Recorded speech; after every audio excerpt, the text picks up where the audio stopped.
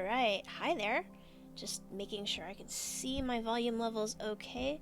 It's a little weird, bit of an odd setup here, but, blah.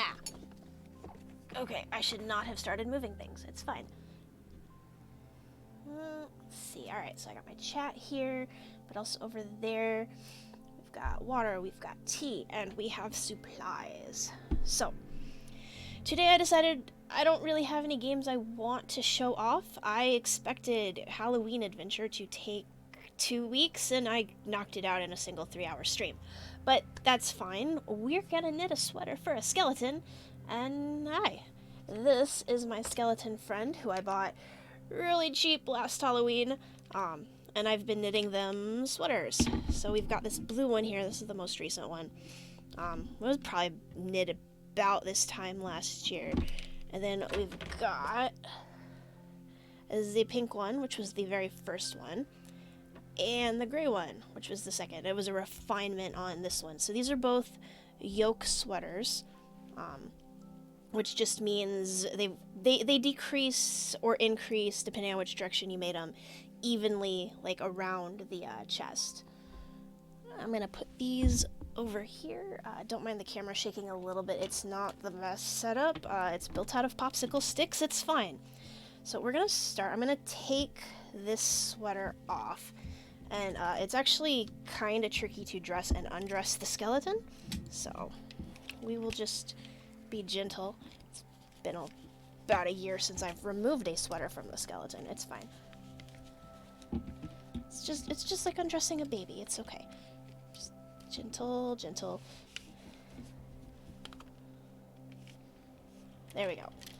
So our skeleton is now very nude for the first time in quite a while. But here's a better look at this sweater. So it works out like a drop shoulder, but it's sort of an inverted raglan. So this is one of Elizabeth Zimmerman's weird designs. And one of the nice things about making sweaters for small things that are still roughly human proportioned, I can use human proportioned things to, make things for them. So yeah, so there's that sweater. Now I have my notebook. I'm gonna move you over here, friend. Sit in the bowl. So this is my journal of assorted craft projects. It's mostly knitting and crochet. But I've got like my notes from some of the things. I know you can't read it on the screen, but this one is, and I'm shaking the camera, sorry. This one's for the gray sweater. This one's for the blue one, because I did them back to back, basically. So let's see, I like the way these fit. I wish the sleeves are a little bit longer on the blue one, but let's see. Sleeves. Trying to see. Okay, so 32 for both on the body. I like that. Let's see. Oh, right, the blue one is very, very strange, because you increase along this line here, making stitches go in both directions, and then you work this. I'm just looking. Does it have any notes about how many stitches I had for? No, knit each sleeve to length. Okay. Oh, no, 14. And then this one is 14. Okay. So that makes it simple. We're just going to use very similar proportions here. And instead of following, that is our skeleton gloves. So I think we're going to start a new page. I've been thinking I want to try a top-down raglan, which I've done before for myself, so I understand the basic construction. I will put yarn notes here.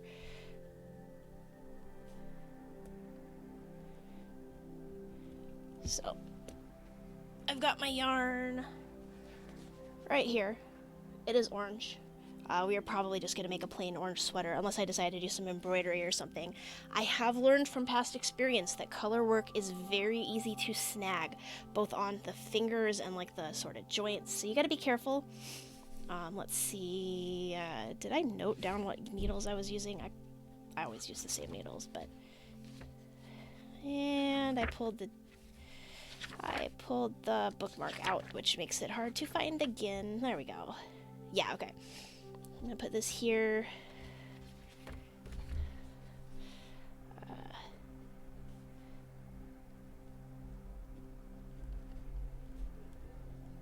There we go. So I've got my knitting needles right here. I always use very similar sizes for this.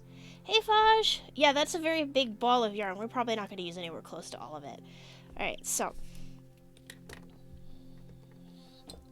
this is our skeleton, and I'm going to do a little measuring. So I want to figure out the neck. So this is something I did. Where did I put my scissors? Over here. Okay, on the sweater I did for myself, I measured how big I wanted the neck to be.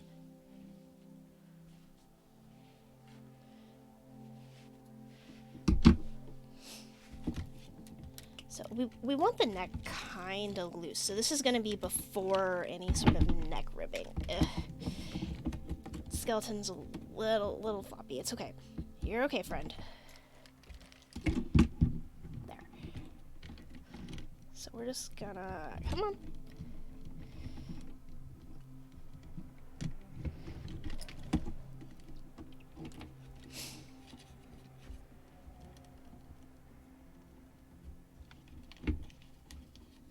Yeah, so that should be fine. So we will get our measuring tape. I could have measured this with the measuring tape, but it's easier. Yeah, I undressed the skeleton, so now they are looking a little bit naked. So we are looking at approximately 8 inches in circumference, give or take a little bit. So let's see, 8 times 4. Well, actually, that's just the size of the body, so that's not gonna do. All right.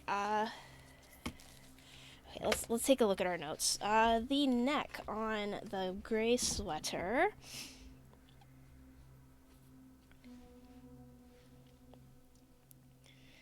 Alright, so we are, okay, so that's where we attach the sleeves, work around, decrease. Looks like we got some wrap and turns. Looks like we get down to about 22 stitches. So that's really only a decrease of about 10 if we're working from 32. Okay. Hey, Rhino! Let's see. Oh. Yeah, this mug's great. This one's pretty good too. Although this one I don't really use for like hot things. I use that more for like eggnog. That is a very hot mug. The tea is still very hot. Oh, Rhino, I just realized what you've posted. I did not click the link, but I just saw that the other day. It's hilarious. Okay, Rhino, you stay over there. So let's see, if we're doing approximately 22 around, if we're doing a top-down raglan, it's ribs. I know it's not as funny if I just say the answer, but... Okay, so we've got... that. Yeah, that is great. Okay. Okay, thinking. So we're probably gonna have 2 stitches on each sleeve. So that's 4, 8. 22 minus 8. Brain is tired. 14. So 7 and 7. So that's what we're going to start with. We're going to start with just this part. So I know this, you can't even see the drawing, but so we're going to do 4, 8, 15. We're going to cast on 15. And I probably should have went for a smaller ball of yarn, but it's what I have.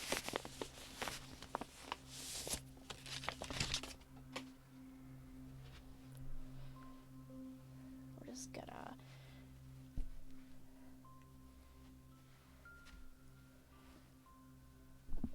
Oops, sorry, I'm bumping the mic.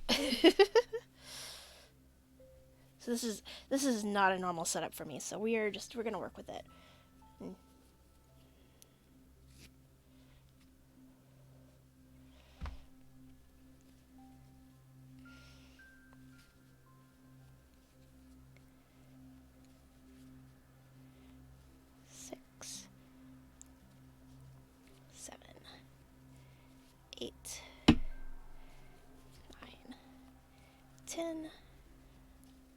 11, 12,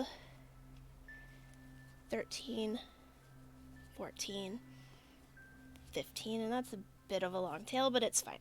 Okay, so then we're going to have, this one here is going to be one of our raglan stitches. This one here, actually I should cast on 2 more, 1 for each side. Okay, 1, 2, okay.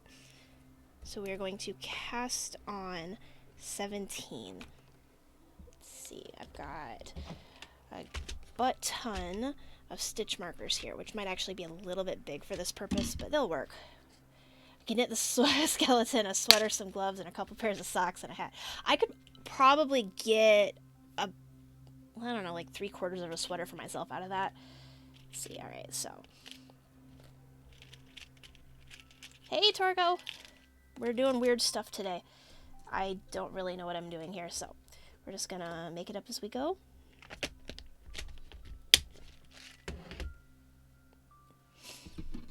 So we're gonna have 1 stitch for the front, 1 stitch that we're gonna increase either side on, and I'm just gonna throw in marker through it for now because we don't really have a lot of stitches.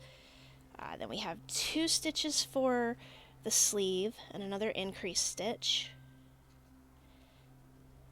Yeah, we're gonna make the skeleton extremely warm. I still need to name this skeleton. And then we're gonna have 7 for the back. 1, 2, 3, 4, 5, 6, 7. So that's gonna be another increased stitch.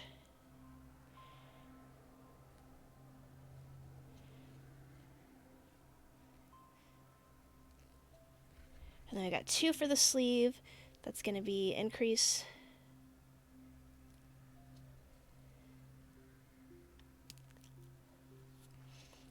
Alright, so our plan of attack here is we're going to increase the fronts because we want to drop the front. So we don't want it like this. We want it to drop down a little bit instead of, you know, like even like on like human sweaters, you don't want it tight up against your neck usually, unless you're doing, you know, strange I don't know, fashion choices. But we're gonna work flat for this for a little bit. I don't like turtlenecks, and honestly, I don't like making the neck too tight for the skeleton because, unlike a person, it doesn't work as well. Okay, so we're just gonna do it, knit back in front. So I'm kind of, okay, wait. Just need to focus. Okay, so then this is the raglan stitch, so I'm just going to do a backwards loop increase for this round, or row, whatever you want to call it. And we're going to increase on either side of that, so then this becomes part of the body, this becomes part of the sleeve. And then we're going to knit the 2 right here.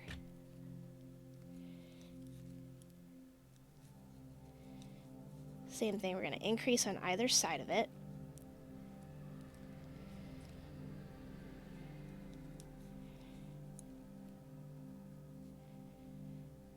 And then we're just going to knit the back.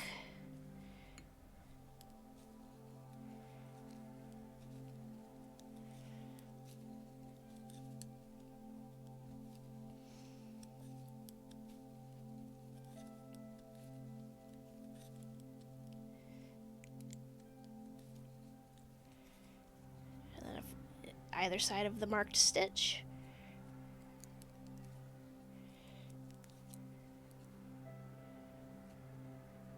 Then we're going to knit the sleeve.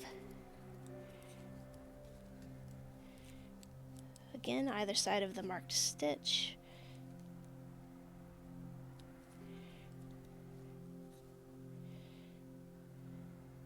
And then we're going to increase this last stitch because that is the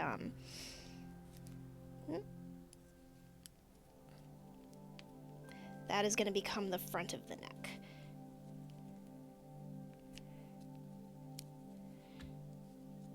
Alright, so we've got a bunch of stitches there now. Stitch 1, purl 2. I mean, if we wanted to ribbit, So then I'm just gonna go back the other, let me see, I'm trying to think. Do I want to increase every row on the neck? Here, give me just a second.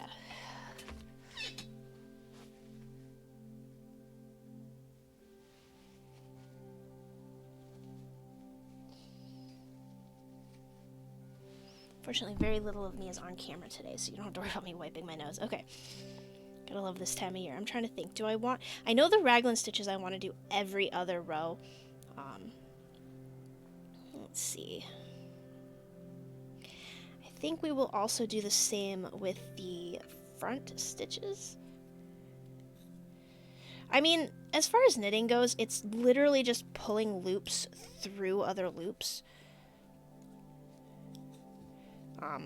Knit and purl are the same stitch, they're just opposite sides. So with a knit, the top of the loop falls to the back. With a purl, the top of the loop falls to the front.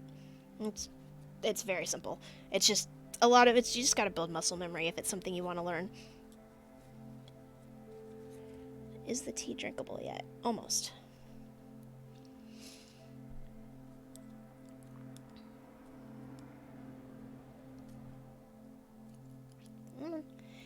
So the downside to the backwards loop increases is that they're a little tricky to get my needle into. There we go.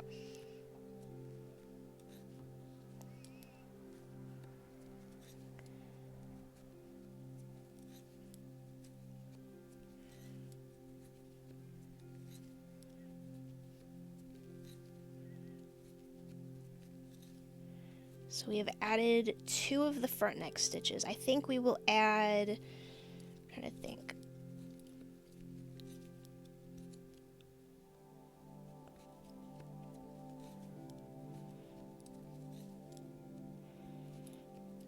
Because you want to add like a portion, and then if you want it more of like a crew neck versus a V-neck, you want to cast on the stitches once you've dropped it enough. I think we definitely need at least 1 more row, and probably, yeah, add 4 and then cast on the remaining 3. That sounds about right. Okay.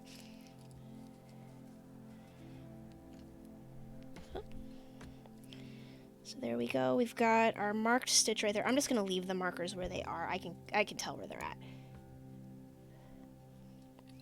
So again, we're going to increase in the first stitch.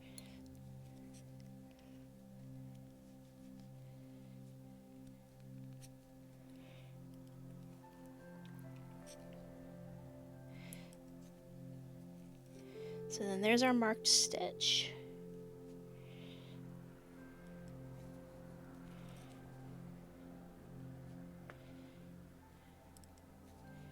I've got 1, 2, 3, 4 sleeve stitches this time because we increased on both sides of the sleeve.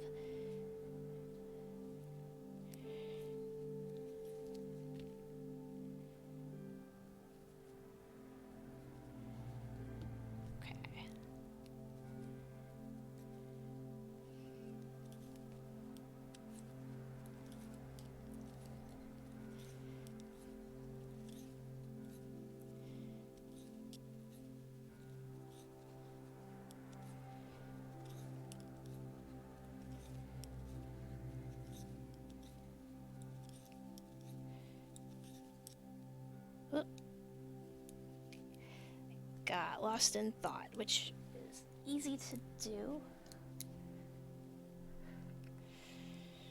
Let's see, so I need to back up a couple stitches, just tink those back. Okay. Do our increase and our raglan stitch.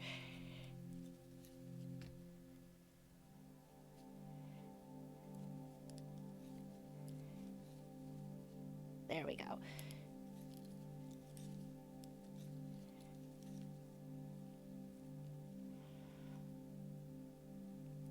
Like I lost something here. 1, 2, no. Oh, no, we're good. Okay. Not that you can see it on the screen, but I had to count my stitches, make sure I was not forgetting things. Because the increases don't show up in the knitting below. The backwards loop increase until you've knit them off of the needle.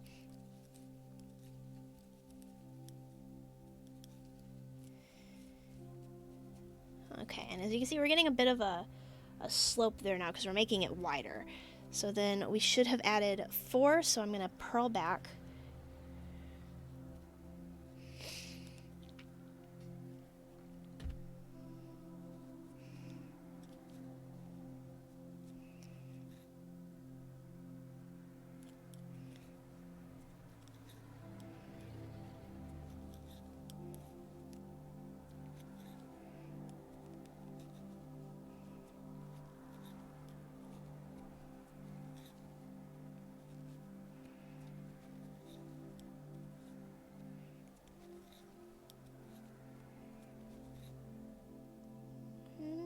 Yeah, that's what I want to do.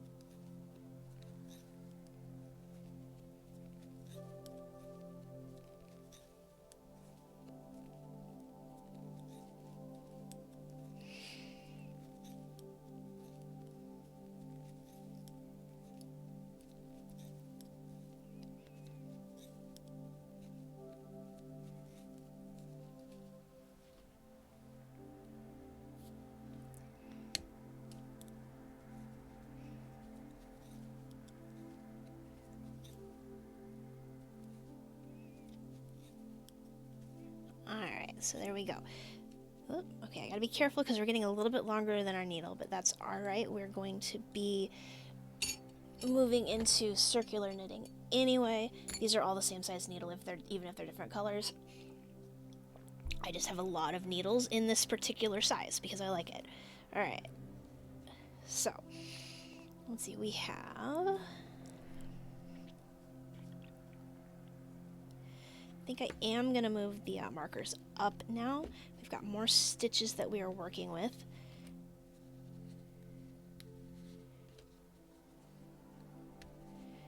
And instead of putting them through the stitch, I'm going to put them next to the stitch. So this one is here. Just going to, right through there. Okay.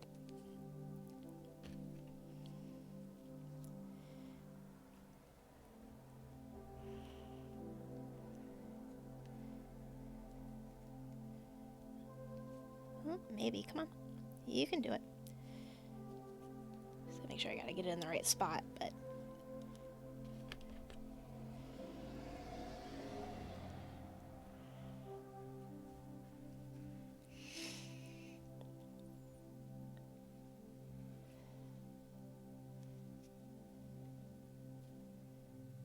well, that one went through the yarn, we don't want that.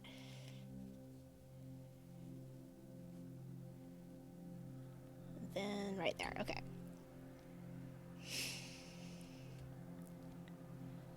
Okay.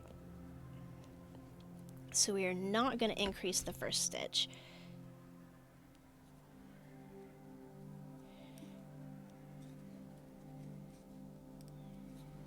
Going to work until we get to the marker and make sure that looks right. Yes. So then I'm going to increase.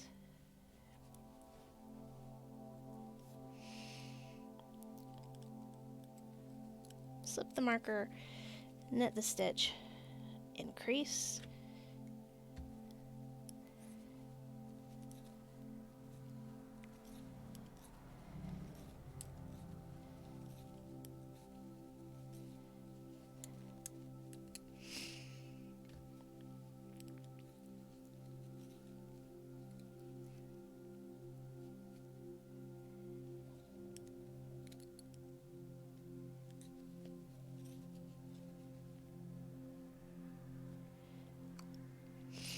So these are kind of fat markers. They may make some slight tension issues at those increases, but I'm not too worried about that. A lot of that stuff will just come out when you wash it.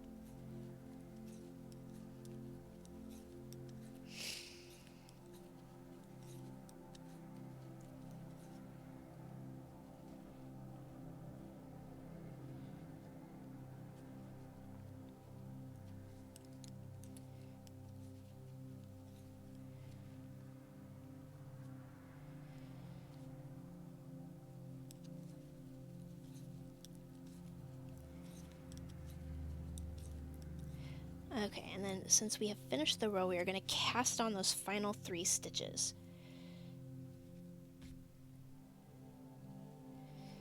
So let's see, best way to do this, probably just a quick, that's 2, 1, that's 2, that's 3, okay. So yeah, that's just going to form the front of the neck. We've got a pretty good slope there.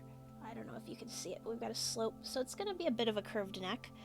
Let's see, so we have 1, 2, 3, 4, 5, 6, 7, 8, 9, 10, 11, 12, 13, 14, 15, 16, 17, 18, 19, 20, 21, 22, 23, 24, 25, 26, 27, 28, 29, 31, 32, 33, 34, 35, 36, 37, 38, 39, 40, 41, 42, 43, 45, 46, 47, 48.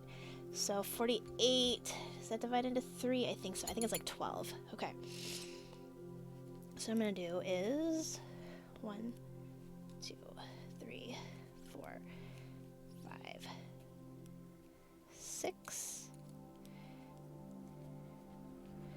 7, 8, 9, 10, 11, 12.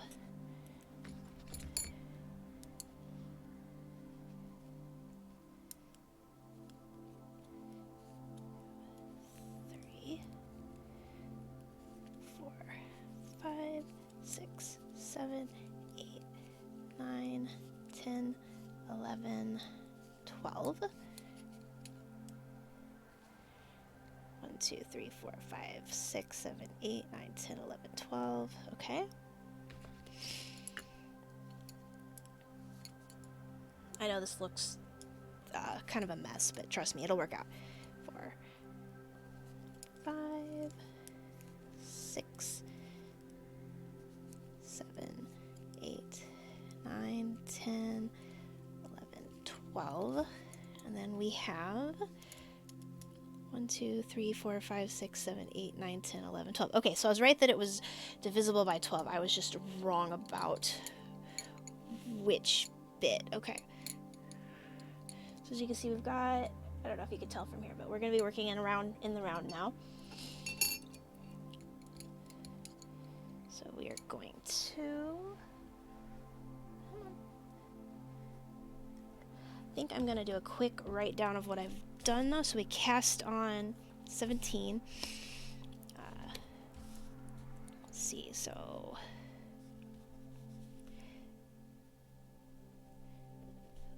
I'm just going to, okay, so we've got a knit stitch, we've got the marker, we've got 2 knits, we've got the marker. 1, 2, 3, 4, 5, 6, 7, marker, 1, 2, marker, 1. Okay. Oh, there goes the needle. Let's see, increase, first stitch, knit 2,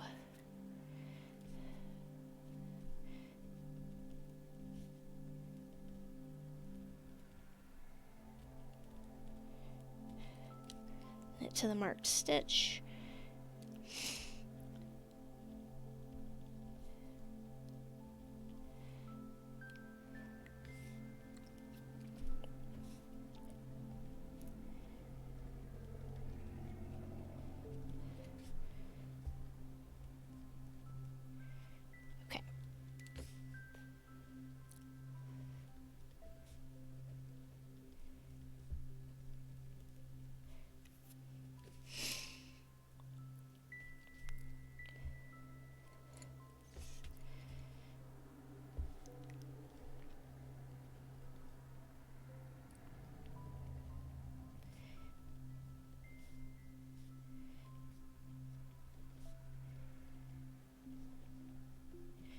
Okay, so this is definitely shorthand that it's a little gibberishy. It's fine. Okay, so we are just going to now start knitting in the round. So the first little bit knitting in the round looks like a floppy octopus, but we got this. Okay.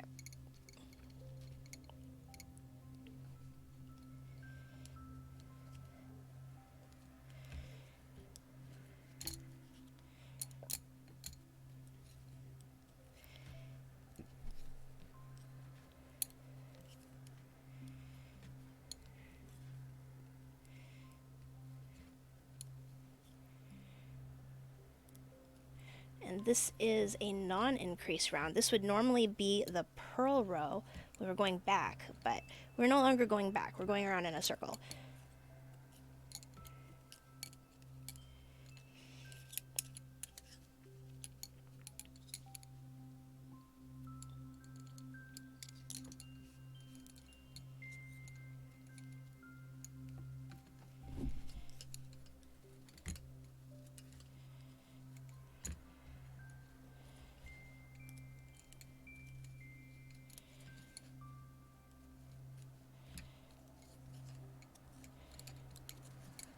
And then after I finish this round, I'm going to see how many stitches we have and how much further we have to increase.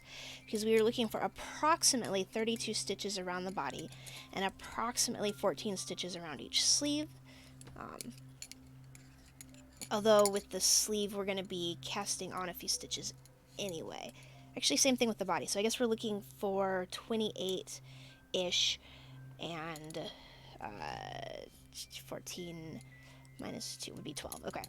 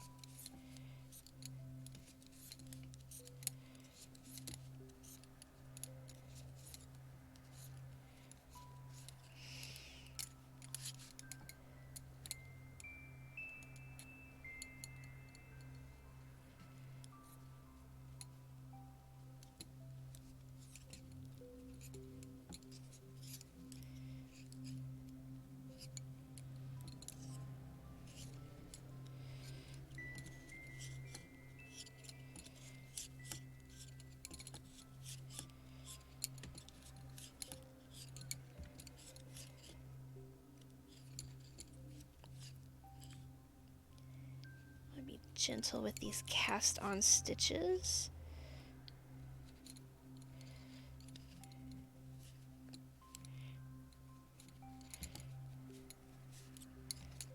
Alright, so we've come back around and you can see it's a little bit loose, but we will fix that as we go around and around. Okay, so I want to see how many sleeve stitches do we have. 1, 2, 3, 4, 5, 6, 7, 8, 9. And then how many stitches do we have for the back? 1, 2, 3, 4, 5, 6, 7, 8, 9, 10, 11, 12, 13, 14. So we're already at 28 for the body, but we need to go a little bit farther for the sleeves, which is fine. We're at, what were we at? 1, 2, 3, 4, 5, 6, 7, 8, 9. Oh, that's the raglan. So we're at 8. So I need to do 2 more increase rounds. So that's fine. We're going to just continue around in the circle.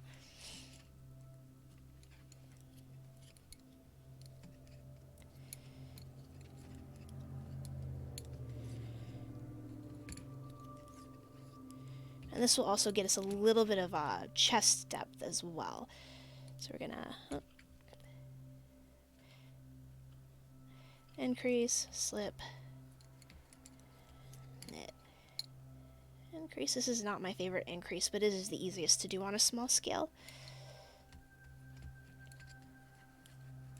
So this one's probably going to be a little bit loose in the body, but you know, that's okay. Maybe our skeleton friend would like a baggy sweater.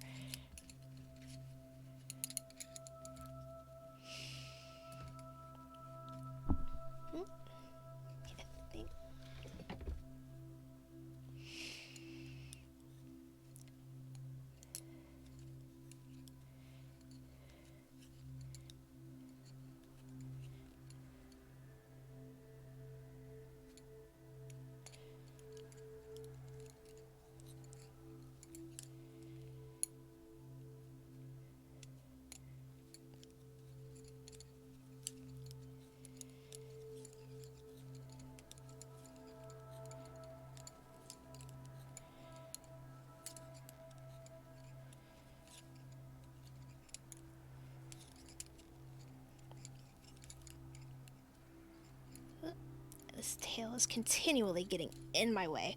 So what I'm gonna do real quick, so we are gonna fold it up a little bit and just kind of gently knot it around itself, just so it forms a bundle instead of a long dangly string.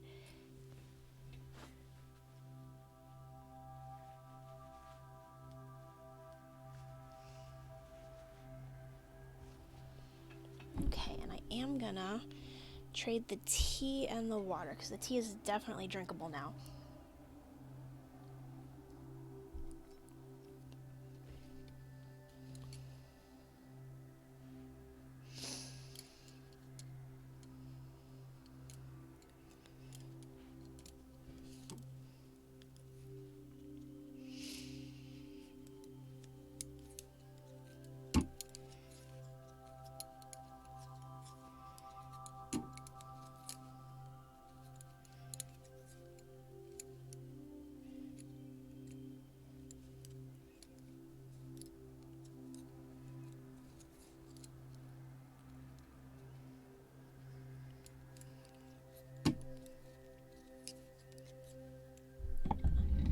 Push this in a little bit. Oh, right, I forgot I attached the mic to it. I guess I'm not pushing that in. That's fine. Just so it would stop clacking against the wood, but, you know, we're fine.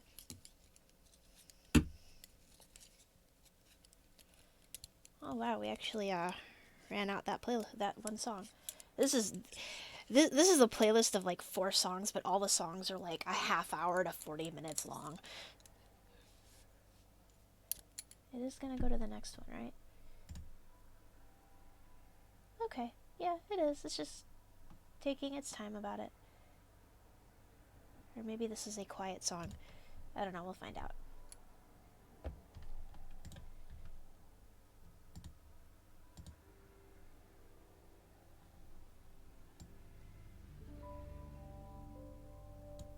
There we go.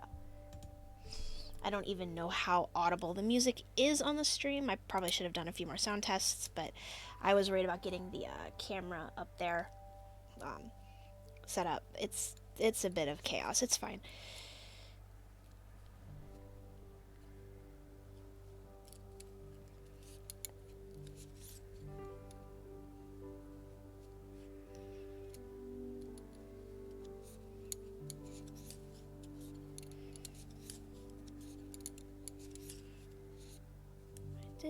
Yes, I did. Okay. It's like, did I remember to do the increase after the marked stitch?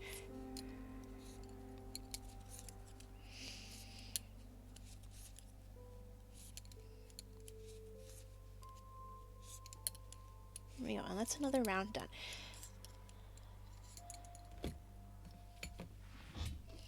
I'm just going to unwind like a ton of this, because I really hate having any drag at all on my yarn.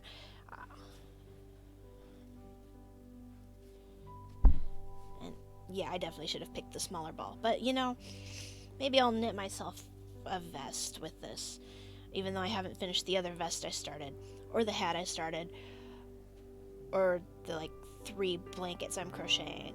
It's fine. Just make a little yarn pile. I don't have cats to worry about, so we are good. Although this motion is definitely shaking the camera. That's the downside when the camera is attached to the desk, but we're good. Okay. Oop, sorry. Hit the mic again.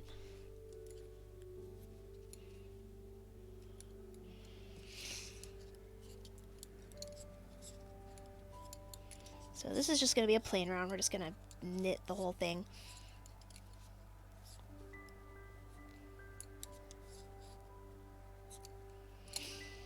This is also a good time to make sure we got all of our increases on the prior round, because they knit just a little bit differently.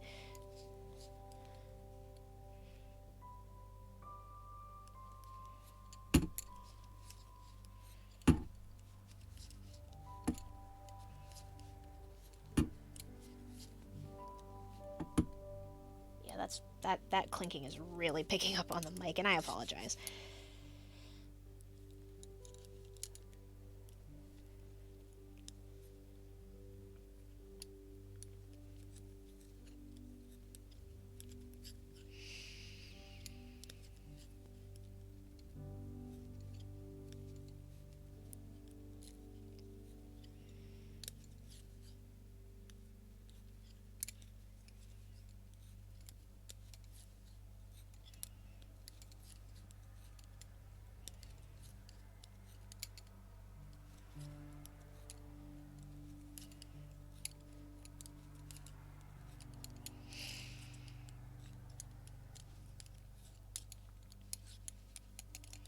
So I don't know if you can see it on the camera, but we're getting a bit of a line forming there where these stitches are growing out of that central stitch. I don't know how clear that's showing up, but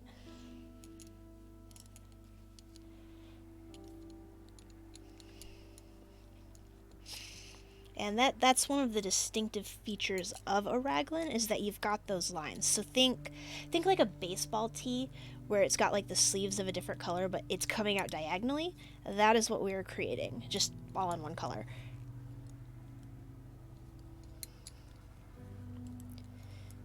And you can, of course, do this in pieces and sew it together, or you could do it bottom up and do decreases instead of increases if you want.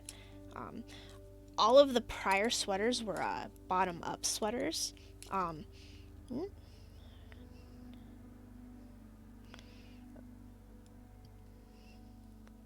There we go. So the body was knit in a tube up to the armpits, and the sleeves are knit individually up to the armpits and then joined together and done decreases to make the shoulders and neck shaping. Which I've never done a human-sized sweater that way. I've done ones like this where it's top down, where you start at the neck and you create the shoulders and then you separate out the body and sleeves.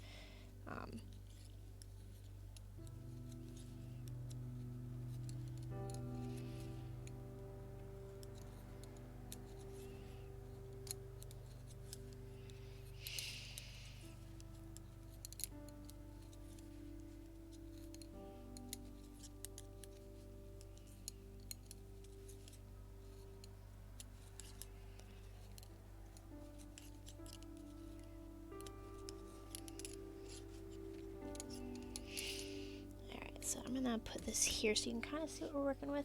So we are making, actually if I fold it in half, you can see it's actually almost a V-neck because we're working with such a small neck. That's actually a pretty large neck, but we're gonna put some ribbing on it.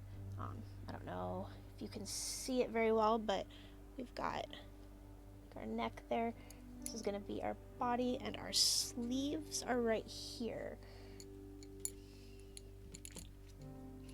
Okay, so this should be, okay, 1, 2, 3, 4, 5, 6, 7, 8, 9, 10. Yeah, so this should be our last increase round before we separate out. So that's exciting.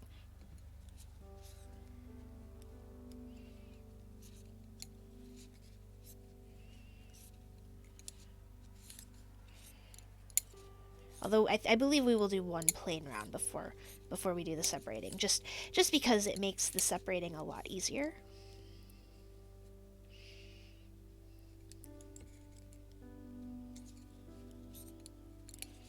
So there is our increase marker.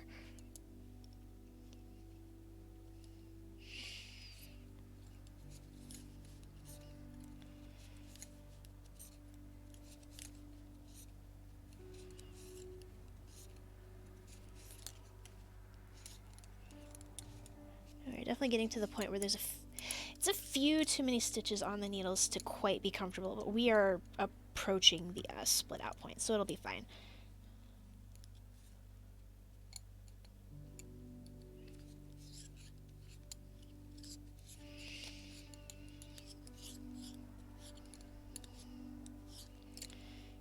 It's like if I was going to be knitting at this circumference for, much longer, I would throw a couple more needles in there, because you can see I've got 2 more I can throw in there. And of course, if you're working like human proportion, they do make circular needles, but I kind of like double points. I could totally see myself knitting a sweater on just like really long double pointed needles with like a knitting belt or something. My natural knitting style actually lends itself to knitting belt style anyway. I learned on very long, straight, like basically Walmart aluminum knitting needles, and I just kind of, even to this day, I kind of lodge the end of the right hand needle into my hip a little bit.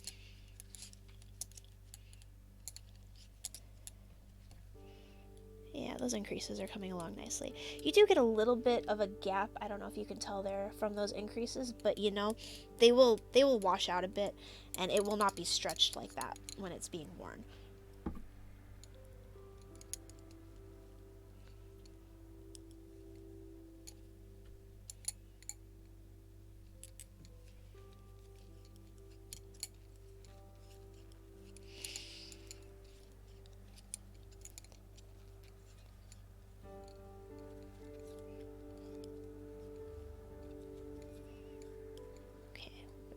Make sure I actually get my increases in there. It's easy to get distracted and just move the marker and keep going.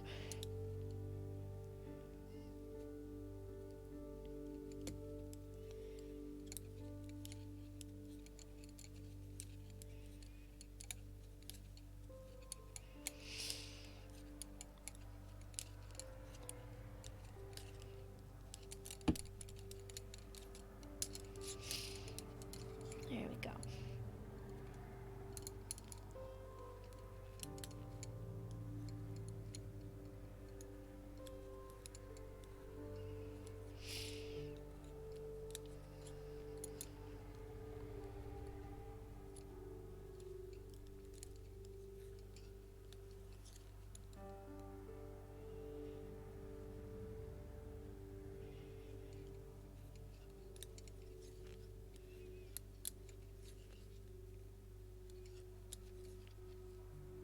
Yes, I remember the increase.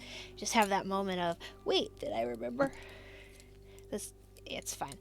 Learning to tell what's going on with your stitches helps a lot with that. You don't have to backtrack and then realize, oh no, you did do it correctly. Alright, so that should have been our last increase round. Should be the last increases we do in the entire thing, actually. Let's see. So that's our marker. 1, 2, 3, 4, 5, 6, 7, 8, 9, 10, 11, 12. So yeah, we are at the right amount for the sleeve. I'm just gonna demonstrate a little bit.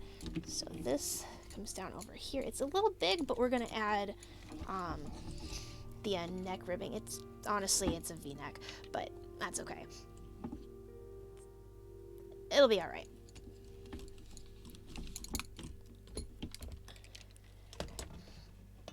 Okay, so I'm gonna take a moment, have some tea.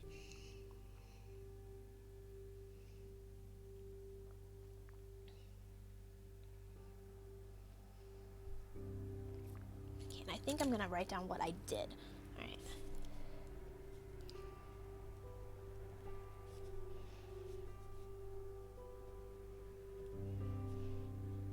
Raglan every other until 12 sleeve stitches.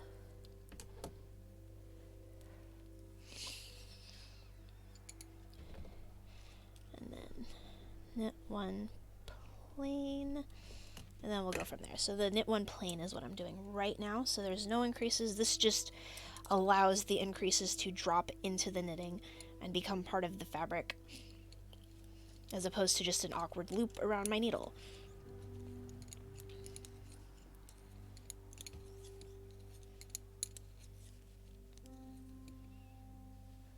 Okay, good. I still have plenty pulled off there. Honestly, if I didn't have to like move my yarn and stuff around, I think I would be happiest with just a pile of loose yarn on the floor. But obviously, most projects are not going to be this small.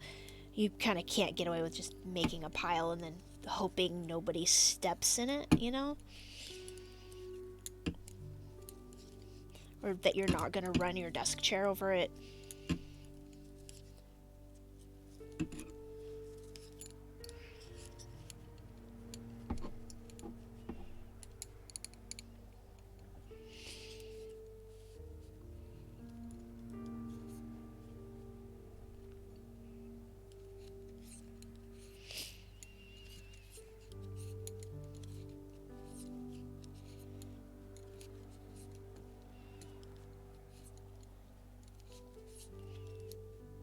actually, I probably could have stopped increasing one increased round sooner, because I do have these marker stitches here, and I'm not sure if I want to allocate those to the body or if I want to allocate them to the sleeves. I guess it doesn't strictly matter.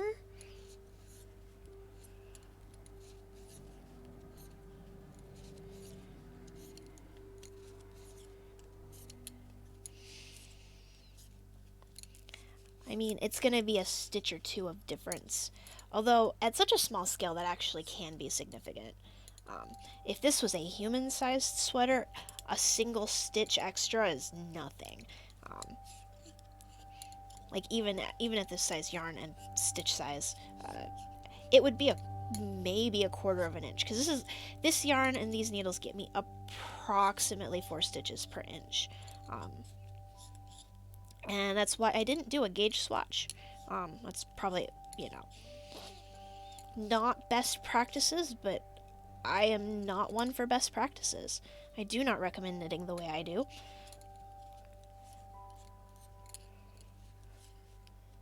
Although for something this small, if it doesn't work, well, it didn't work. It's not that big a deal. Human-sized sweater, you want to be a little bit more methodical. Although I say that, and I have a vest on the needles right now that I've done no measuring on whatsoever. I cast on stitches and I'm just going. And we'll see what happens.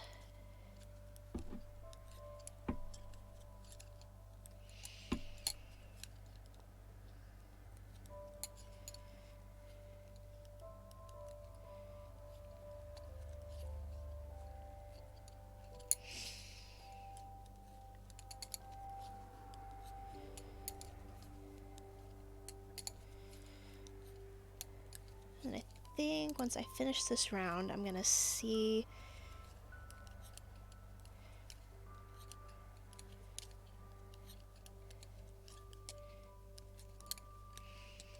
Okay, so we're gonna put that here. So we are now ready to split out the sleeves. So this looks like kind of an awkward square with a hole in the middle, but that's a good thing. So I'm gonna get this and this, and this is just temporary. Ooh, okay, I've got one of these.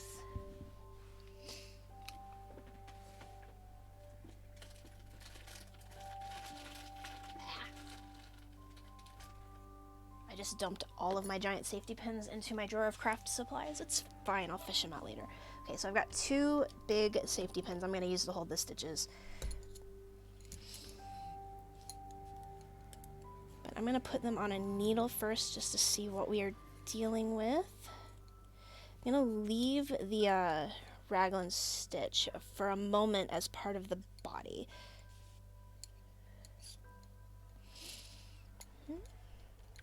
I am very right-handed. It's fine.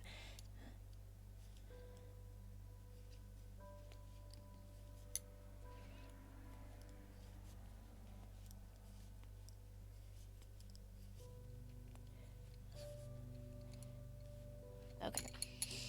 So that's just those sleeves.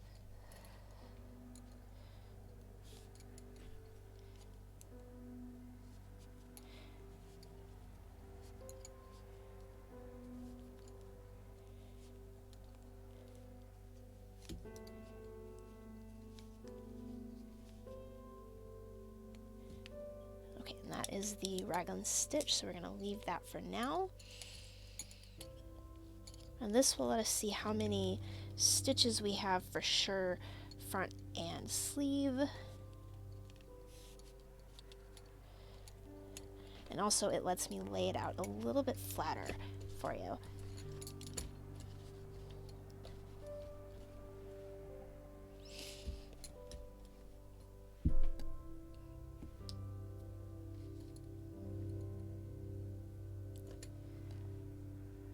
So we've got circle, we got sleeves. So how many front and back stitches do we have?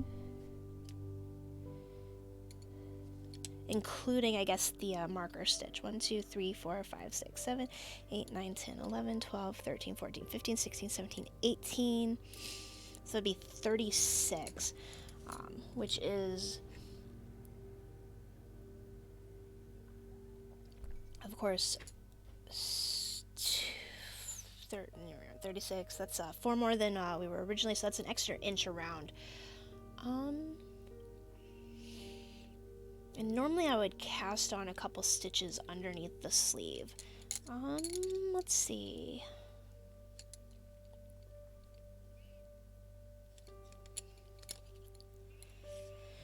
So I say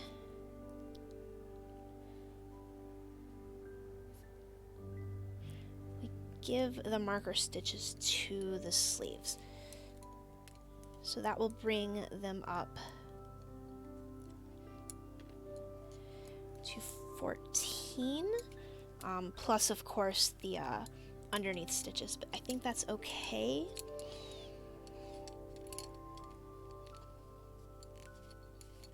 And we can always decrease away any extra stitches that we don't want. This is a minimal planning project, so you know it's not gonna be perfection.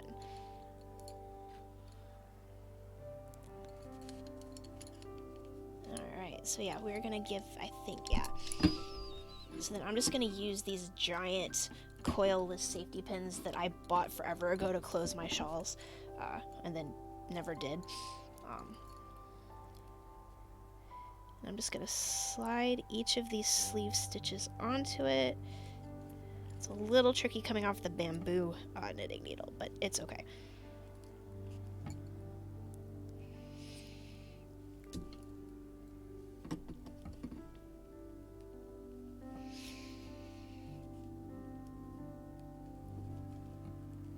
Maybe I'll just cast on one stitch under each sleeve. I mean, I don't need a lot. Nope. Good enough. Okay. So there we are. We've got that. Is that flexible enough? Yeah, I think it'll be okay. So then that's going to be a sleeve. I don't know if you can tell, but it is starting to look vaguely sweater shaped. It still kind of just looks like a giant mess at this point, but it will turn into a sweater shape. I promise. I think this is the one I ran over with my desk chair. It's fine.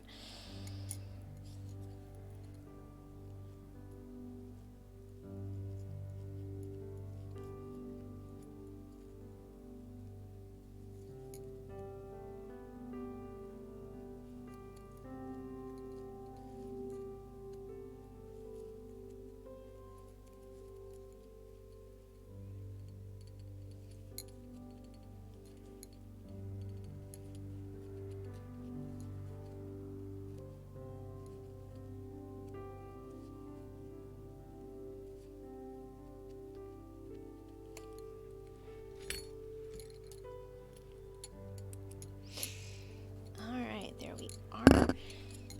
So then we have I'll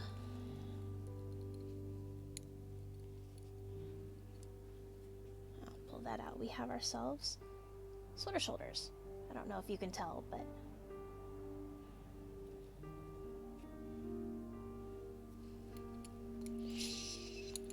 alright, so I'm gonna put these up here for a minute. Put my markers over here, although I am gonna, just so that I don't forget, I'm going to put a marker down here just to say that this one here is the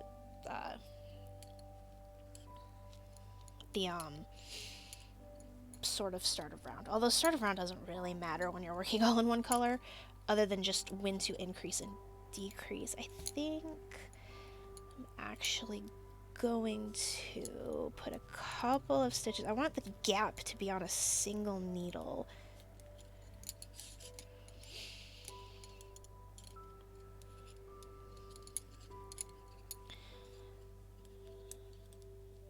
I'm just gonna start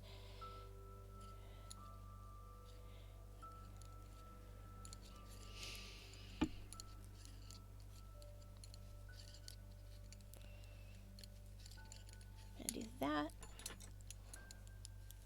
think I'm gonna avoid the bamboo one. I'm fine with bamboo needles, but not when I've got a mix like this. So it's a good stitch holder, but that's all I'm gonna use it for. So we've got that. And then we are going to close this gap here. But I think we're just going to cast on a single stitch.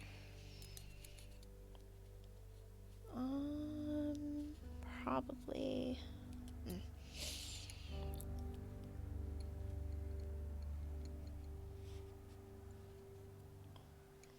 Get out of my way.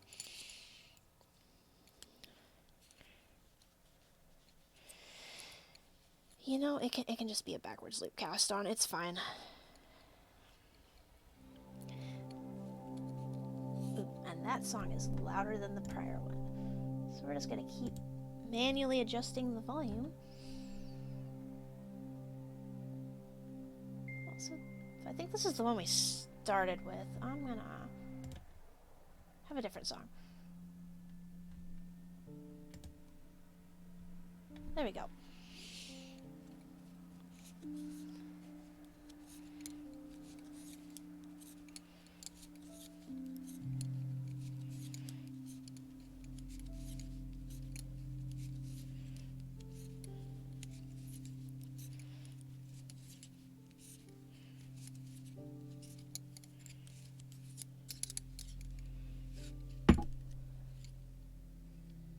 So yeah, that should be okay. Guess we're down to these knitting needles. Okay, so I'm gonna say knit around, cast on one under each arm.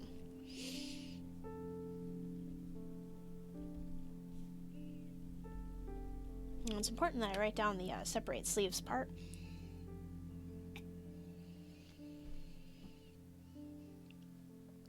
And then, pardon me, skeleton friend, feet's out of the way, please. I would like to back up a bit in my book and see how long I made these. Not that it really matters. I'm working top down. I can make these as big or as small as I really want. But let's see, this one, I worked it about 5 inches and it was a little too long. This one, body 2.5. What? So that's what? 3, 4, 8, 16.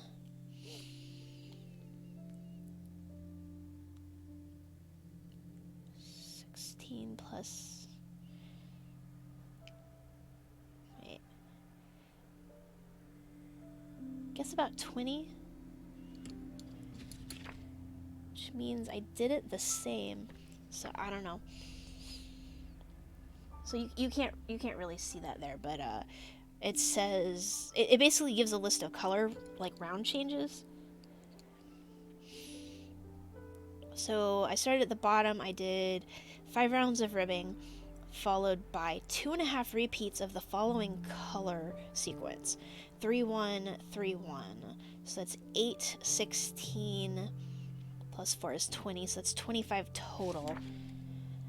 Okay, so this one I did 5 rounds of ribbing and then 25 rounds after that. So that would be 30 total.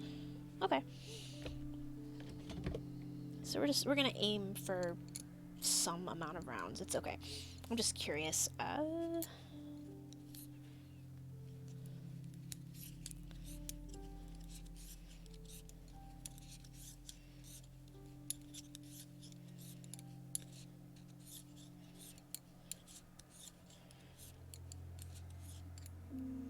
So then there's the gap. I'm going to add 1 stitch.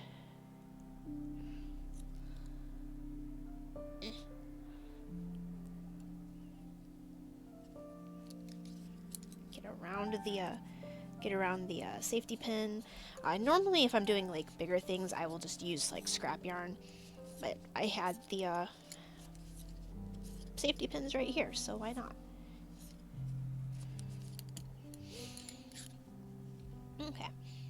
And then I think, yeah, it was like here that was the start of round, but it doesn't really matter. So now we're just gonna knit in circles until it is long enough.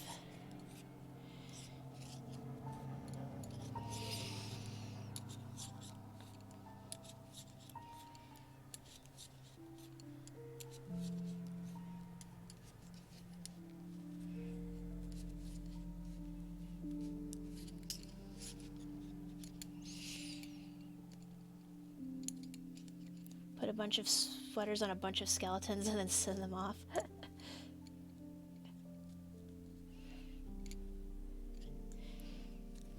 So I like having like small things I can knit for, because honestly, as a human-sized person, knitting for human-sized people is honestly really tricky. Yeah, that is.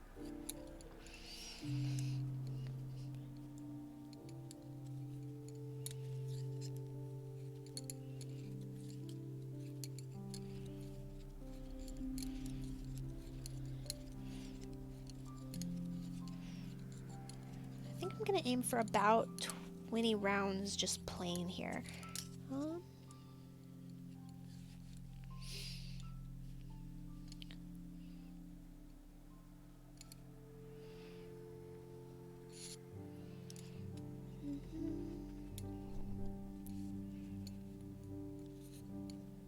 I gotta remember to be gentle with the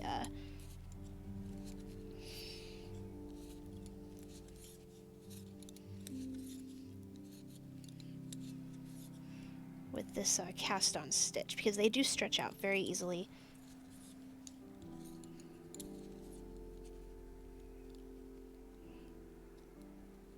Oh, live trackers, they are both the best and the worst.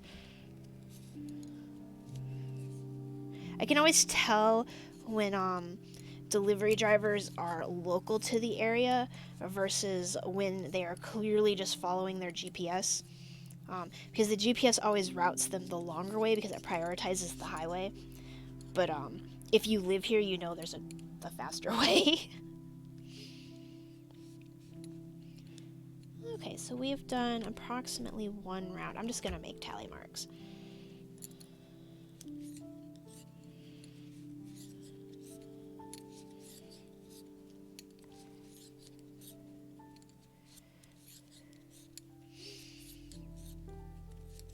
And I could probably like throw a couple. Yeah, there's always a faster route. Because like you pick something up at the fast food place, like not too far from here, and you can just like hit a road and basically straight shot it here. But if you follow the GPS, it will send you in the opposite direction until you hit the highway and then come the long way down my street. And it's like, you definitely can do that. It's not so much of a difference that it matters. I just find it interesting and kind of funny.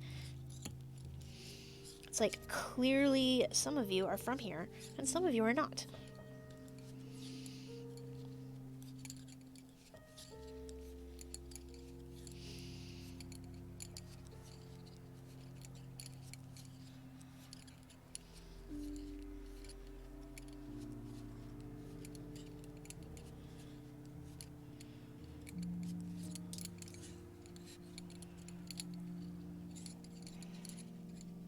Does it look any more like a sweater yet?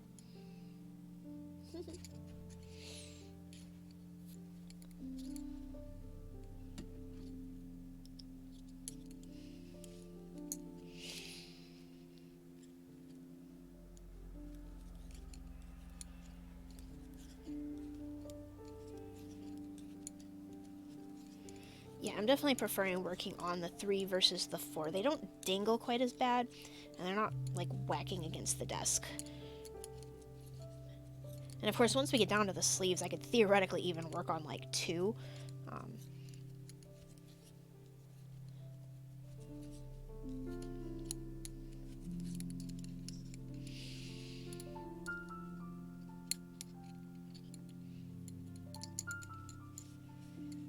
Although working on 2 is a little awkward. Okay, so we've definitely done at least 2 rounds. I'm trying to keep this in frame. Like, I've got the camera position where it is, so like even if I go like this, it's still kind of in frame, but like I do tend to knit a little bit closer to my body.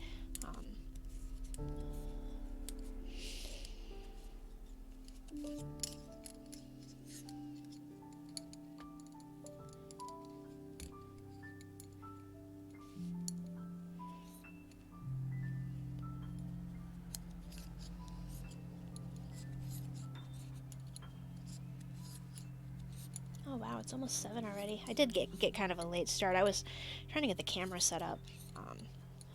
We're not going to talk about the chaos that is this setup. Sending the driver on a better route from the pizza place. One way he has lights and a U-turn, but the way they're going skips that. That's not bad.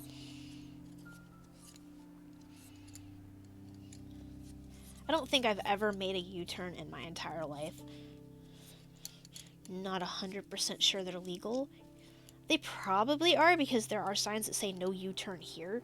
So usually if there's a sign prohibiting something in a location, that means it's okay everywhere else, but I would still be very uncomfortable doing it.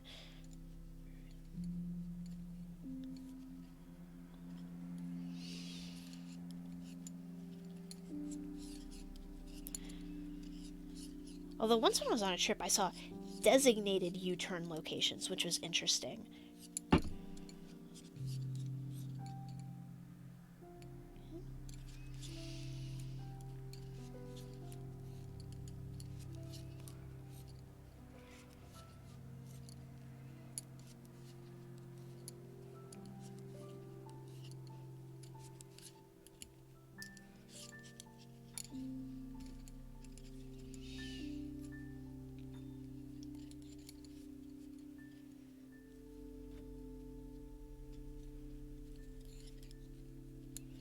Oh, and that was another round. When you're working on such a small number of stitches, the way the road is set up in front of your place, it's hard to get there without a U-turn. That's fair.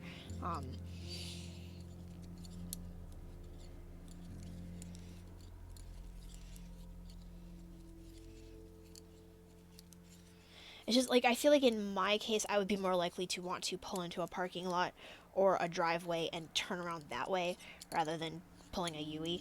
But it's just because it's not something super common around here, and it makes me extremely nervous.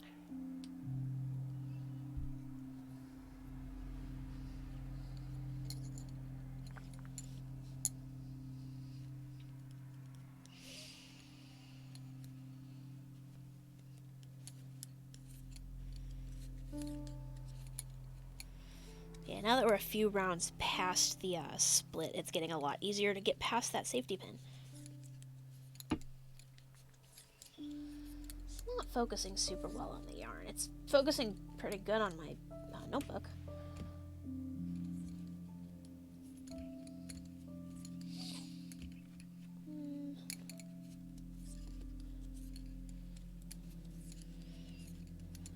And we'll just keep doing what we're doing. It's fine. This is just chill hangout time anyway. I thought this would be a little chiller than trying to find a game and...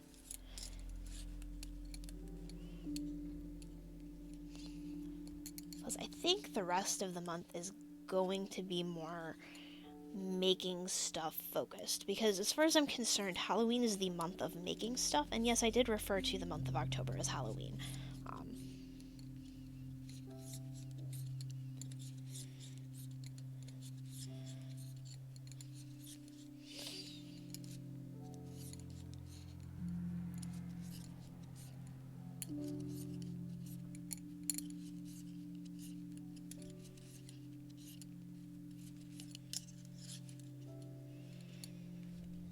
That was 4-ish. Like, technically the start of the round's like a couple stitches into this needle, but again, preciseness is not crucial when you're working in stockinette. Knitting is a spiral anyway. It's not like crochet where you're often like building back, like you work your way up to the height of the next round and go around. We could do crochet like this sometime too. I don't really have anything specific that would be good for crocheting, unless you just want to watch me make, I don't know, like 1,000 granny squares. Tiny 2-round granny squares that I'm going to sew together eventually, probably in about a decade.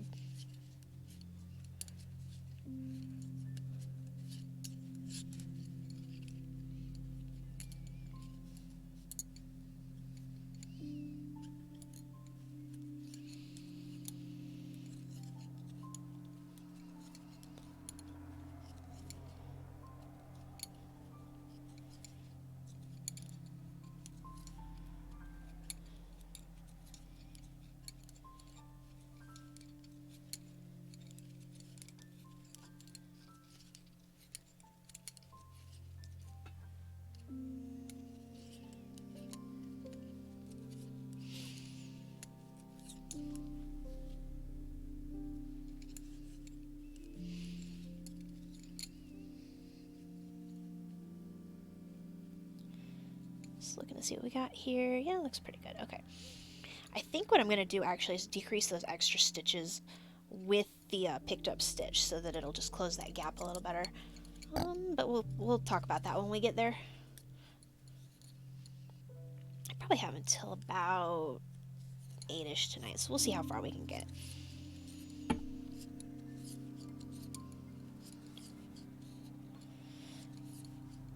I would love to at least get the body and one sleeve done.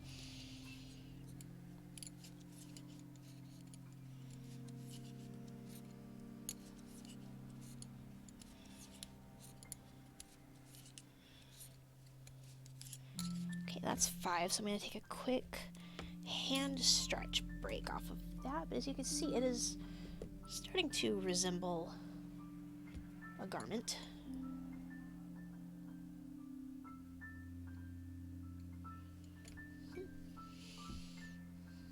So you gotta make sure you stretch your hands out, because it is possible to just get in a groove and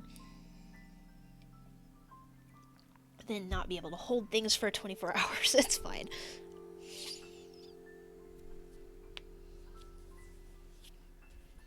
Stretching is extremely important when it comes to your hands.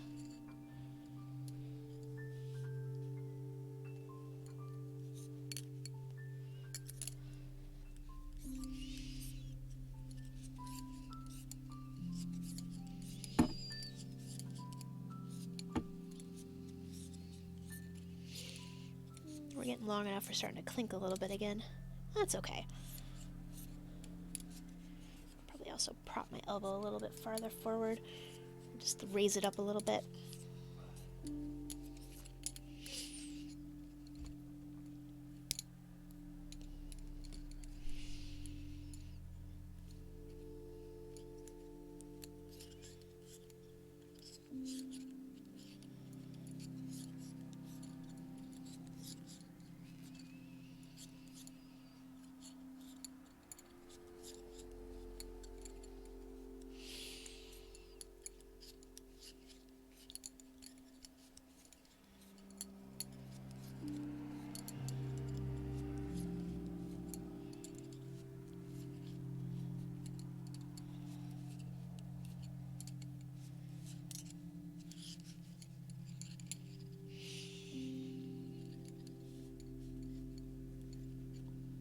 Yay! Successful delivery.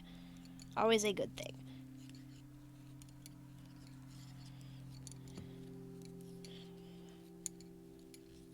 I'm gonna assume you chose pizza, so...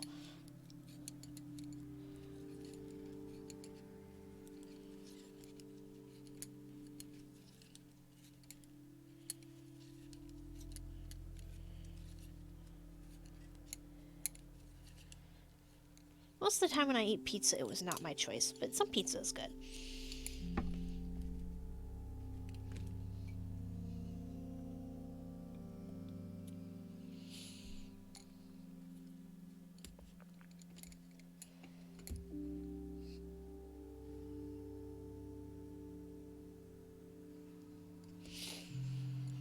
I like how structural working circularly can be.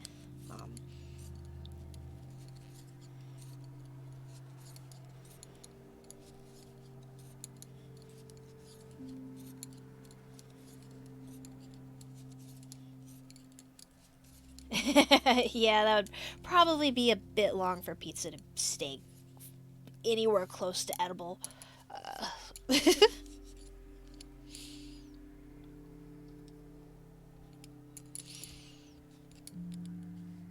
That's fine. There's plenty of things to eat in this house.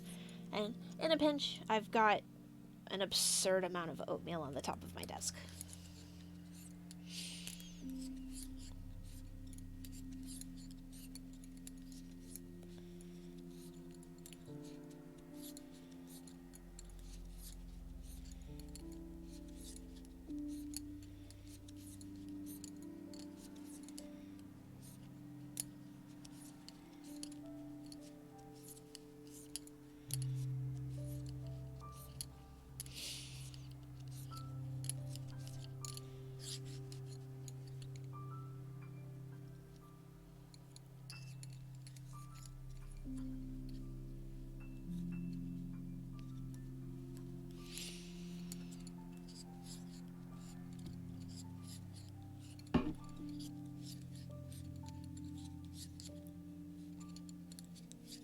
Best with butter and brown sugar.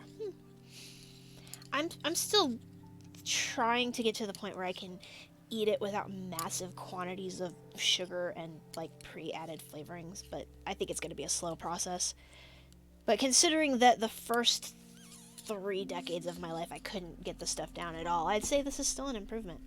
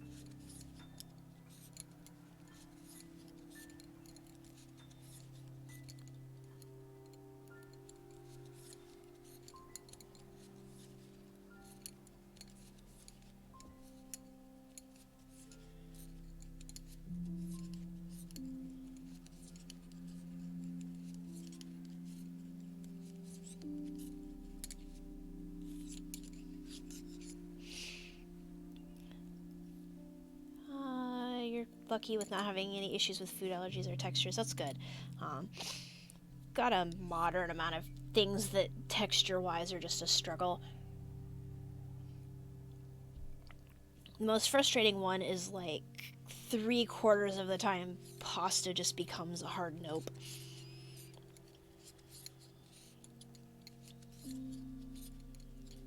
Unless it's like completely submerged in broth or something.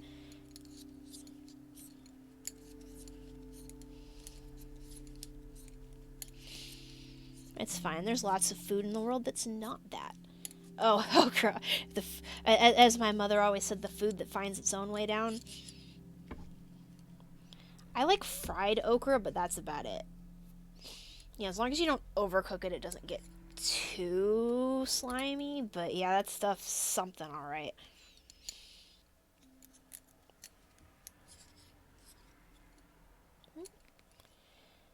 Picking up hair. The ever-present problem when you have a lot of it.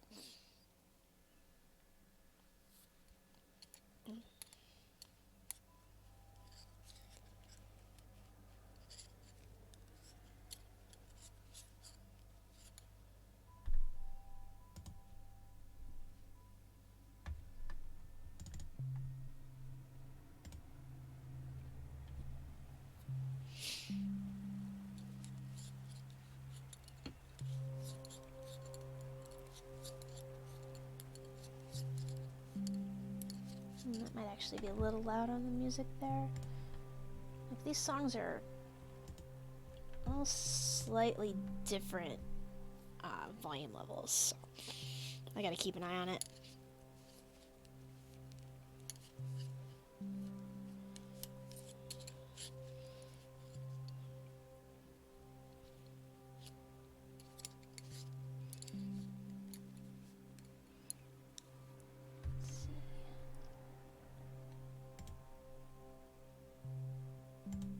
Alright, there we go. Sorry, just adjusting my windows.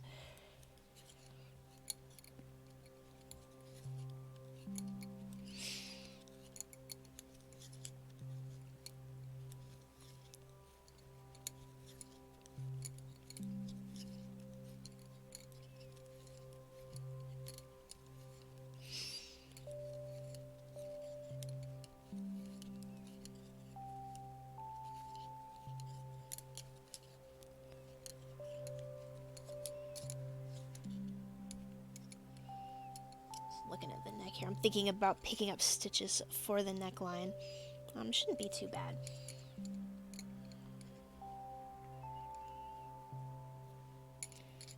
And that'll fill it in a little bit so that it's not quite so gappy. Might even round it out a little so it looks less like a weird V-neck.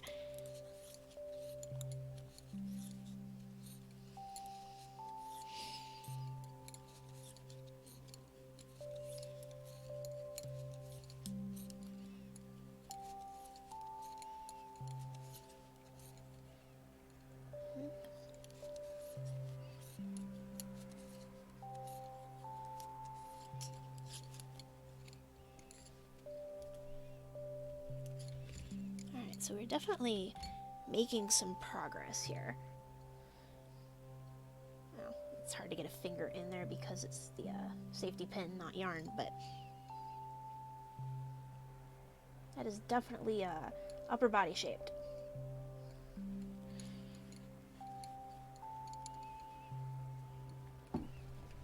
So one more round and we should be about halfway to where we want to be.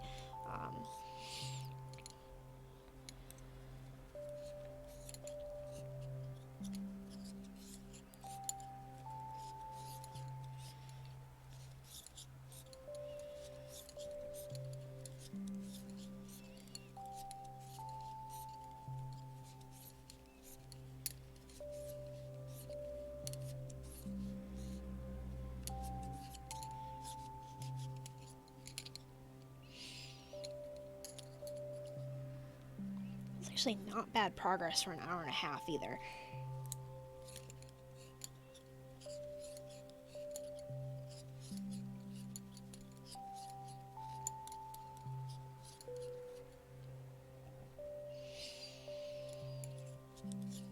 I think I'm out of... I got a sip left. But I think we're back to water now.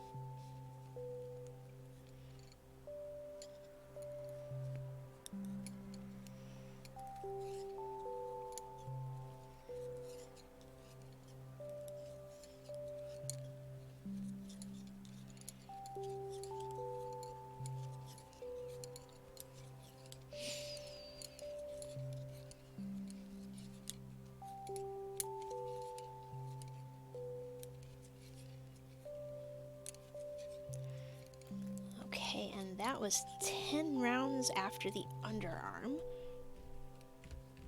So again, we have ourselves the start of a torso. And I'm going to use this halfway point for a full stretch break. So I'm going to BRB and mute myself, and I will be back in just a few.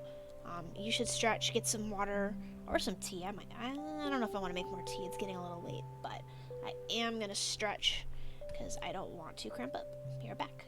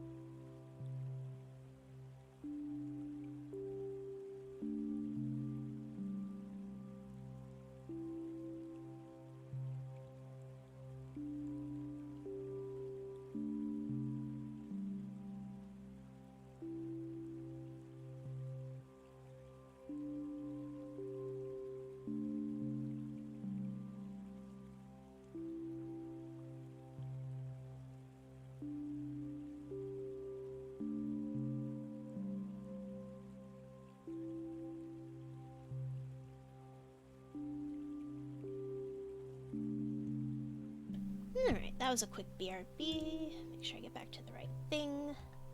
And I am going to unwind some more yarn. I could have done this on the BRB, but we can sit here and chill together.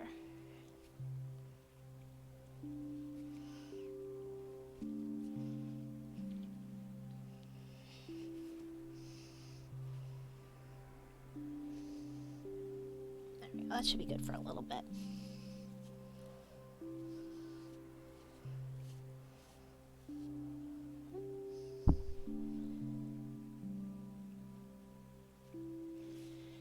Not, considering I'm already playing it a little fast and loose by making myself a pile. Alright, so we're aiming for probably about another 10 rounds, but we do have our model right here.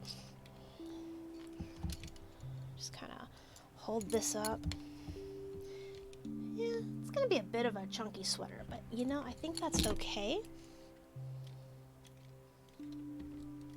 No, bend your knees the correct way. There you go. Don't sit on your hands. So yeah, I think we are going to go for the full 20 there, and then put some ribbing at the bottom.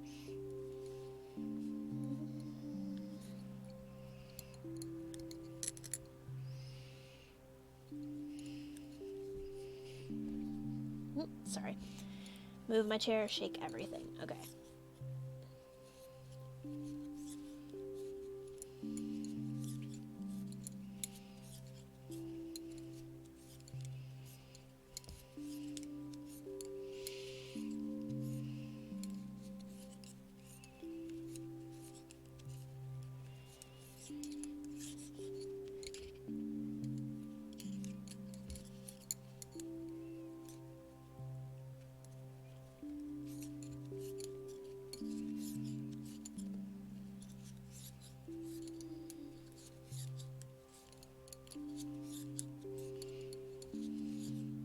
I don't know if you can tell there, but this particular blue set I've used a lot. The finish is starting to wear off the tips.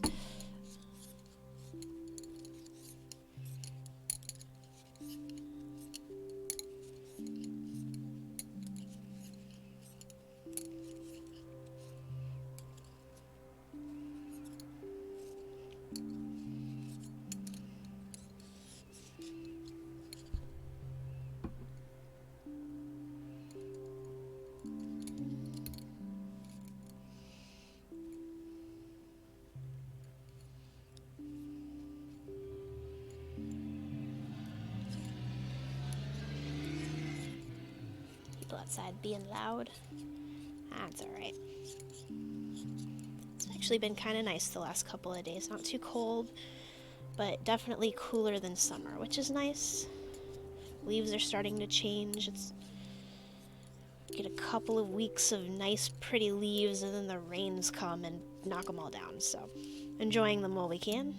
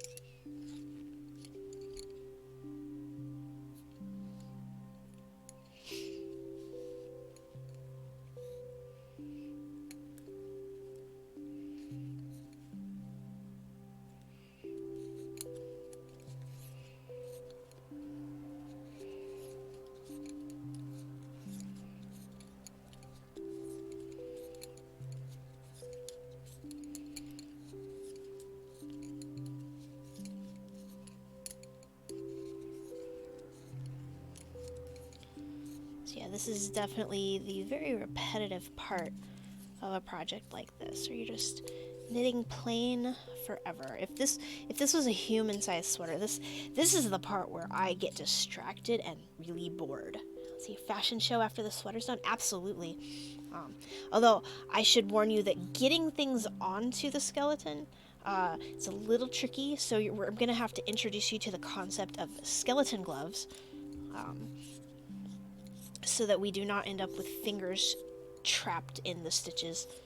But I absolutely, like, even if I don't finish the sweater, I am definitely going to model it on them.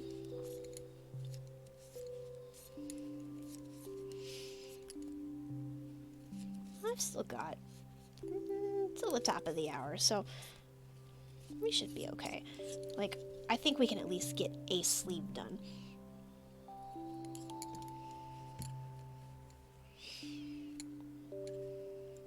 Oh, that was a full round. Okay.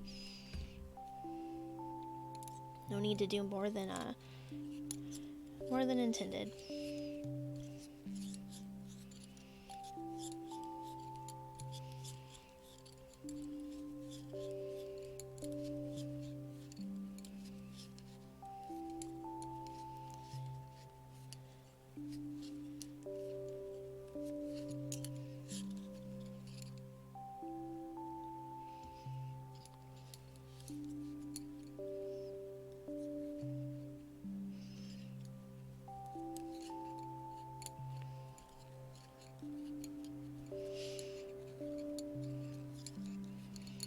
But yeah, this is the part of a human sweater where I'm past the interesting stuff, and I'm just working a tube until it is long enough, which is the reason all of my sweaters take me so long to finish.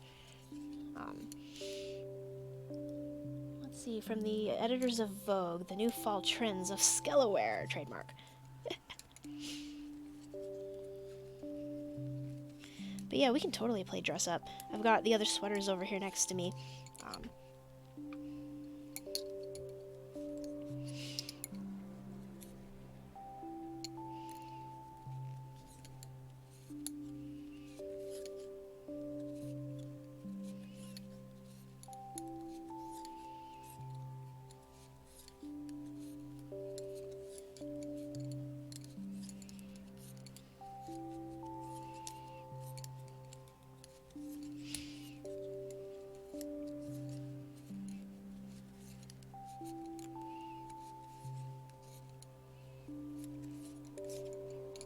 Yeah, that was another round.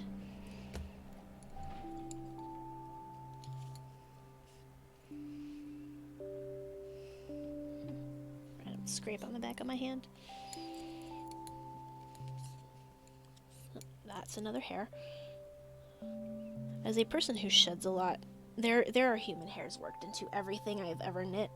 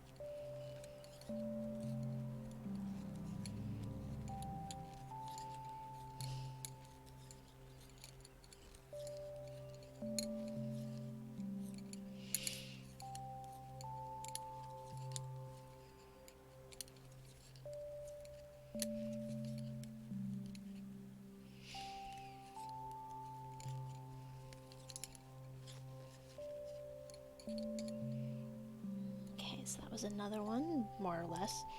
Like, again, it's not perfect, but Like, you can't even tell that that's where the start of the round's supposed to be, like right here. Once I put the neck ribbing on, you won't even, like, see that little gap there. It's definitely a t-shirt at this point. I would say that this is, like, if I just cast the sleeves off here and called the body there, this would be summer shirt. Other than the thickness, this is definitely a little thick to be a t-shirt, even on a human.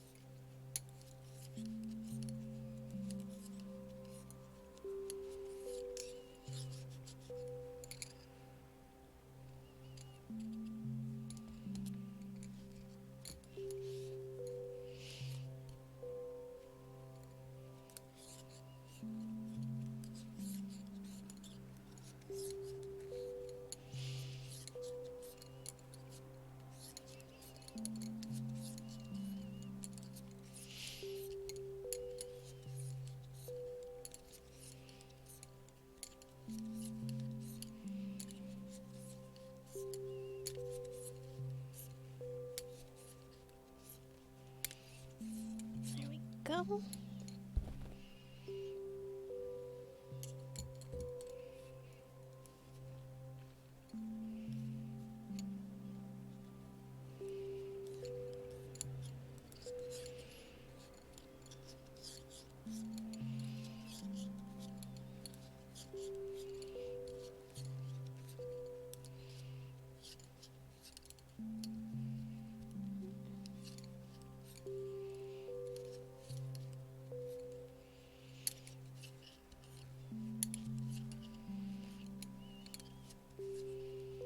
Alright, and that was round 15, so I'm going to mark that off. And every 5 is a good mandatory stretch break. So again, don't hit the mic, just stretch out. I notice when I knit for long periods of time, my left hand hurts more than my right hand. I think it's just the left hand's doing all of the management of pushing the next stitches up, and the right hand's just kind of making yarn go around. So yeah, this is the hand that really needs it.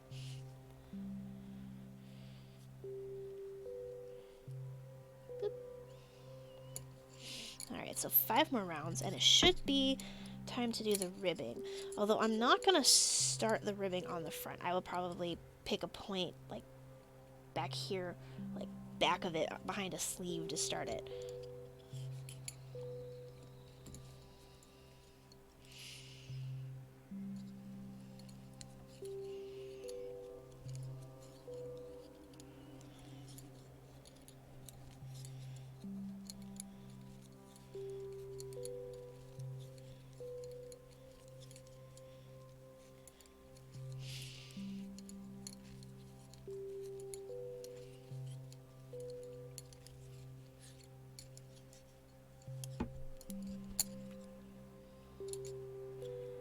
I know, right? Best graphics ever. This is actually a new webcam, although I'm probably, it won't hook onto my TV the same way the other one is, so I probably will only use this for like craft stuff.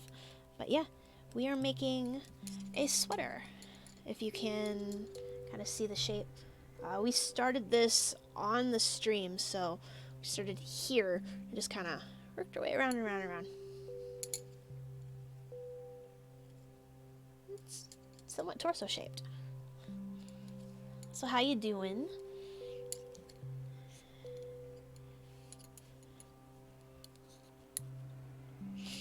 Yeah, it's not bad progress for just under 2 hours.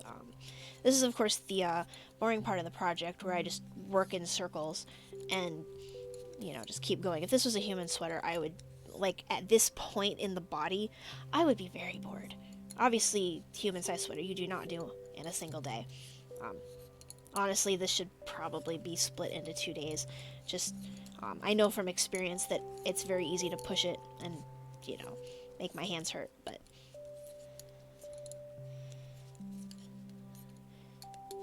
I'm taking very regular stretch breaks. Every 5 rounds required to stretch, and also anytime it starts to cramp.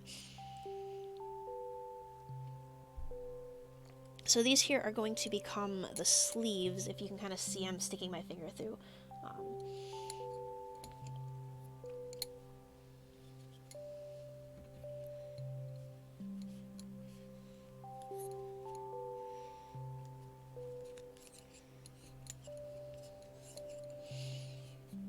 Plus, you get to see all of the contents of my extremely messy desk. Now, this is after I cleaned it up.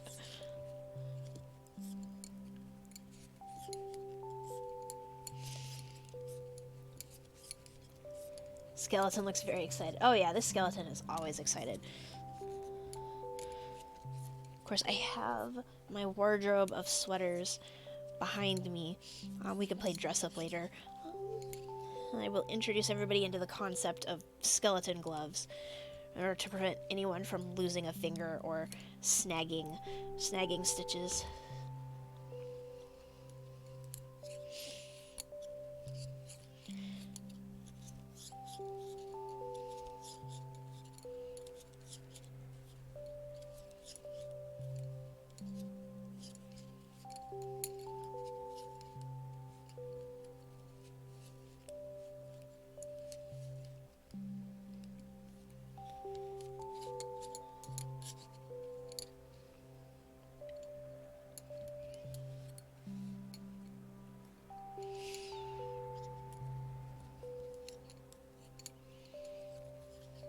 I think it would be fun to do some pieces like done flat and do color work and do like some intarsia, which if you're not familiar with intarsia, think like 80s style sweaters that have like the big pictures on the front.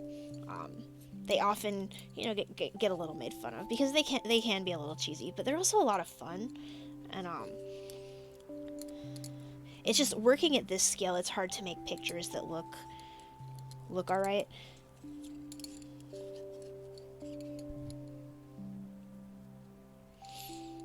I thought it might be funny to recreate some of the sweaters I've done in Animal Crossing, but as it turns out, those are twice as many.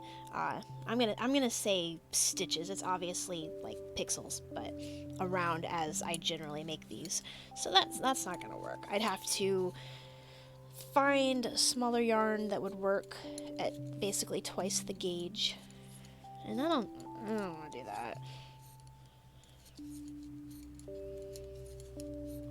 I mean, it would definitely make for like a neater finish, a more polished sweater, but you know, considering this is just for my own entertainment, I'm okay doing this at a slightly larger scale. Like, this is the same yarn and like needle size as I would use for a sweater for me. So comparatively, this skeleton is wearing extremely thick sweaters, but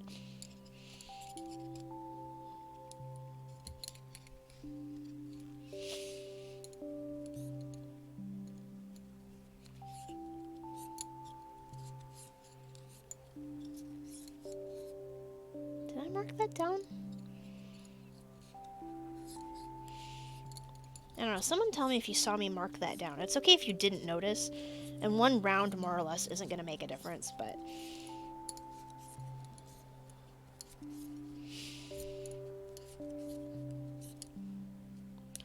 don't have too much to keep them warm, so they appreciate the thicker clothes. You are very right.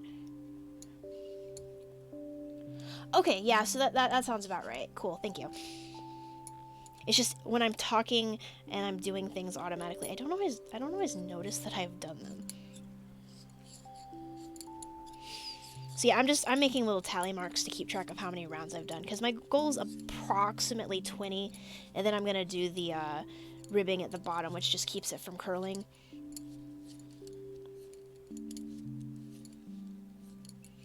Which might not be very evident on something small like this, but like bigger scale stuff. I don't know if you've ever seen like stuff that intentionally has a rolled brim. Um, uh, plain knitting like this will automatically curl towards the knit side of the stitch. And generally, unless you're like planning for it, yeah. Oh yeah, absolutely. I've got everything I've done written down, and I've got all of the notes from the prior sweaters. Oops, skeletons falling over.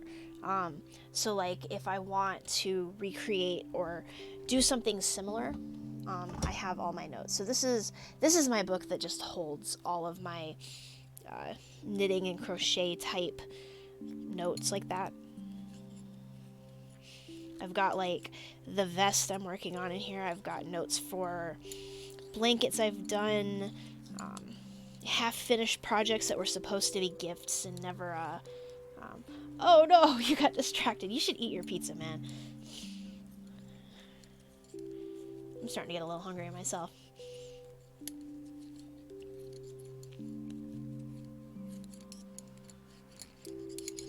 Okay, so that was 18. So we're going to do one more plain, and then we're going to set up for the ribbing.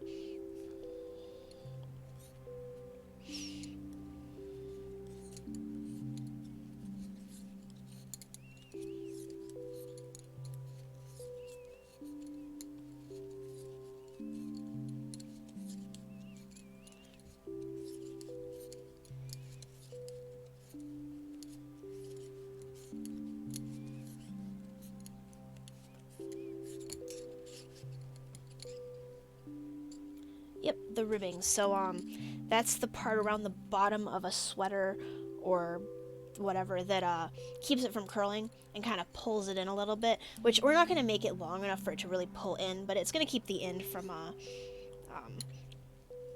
curling, and it kind of just makes it look more like a sweater.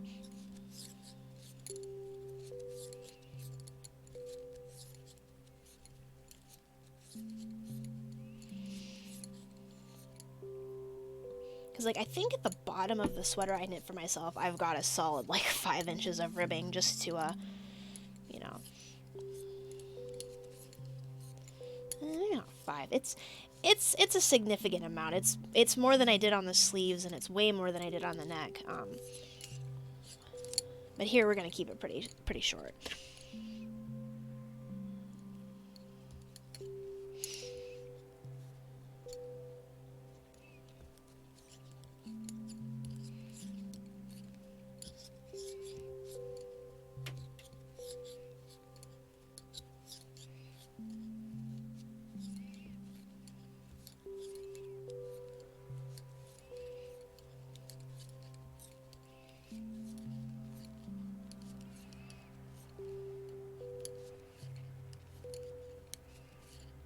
Okay, so that was number 19. So we're gonna work. Basically, what I'm gonna do is I'm gonna take one of these extra markers, which I am not currently using, and we're gonna say this column here. No, come on. Well, don't stab through the stitch. That's the problem. Like, it doesn't have to be precise, but just that column there is where we're going to begin the rib. Because we are working in a spiral, the point at which we switch stitch patterns will have a mild jog.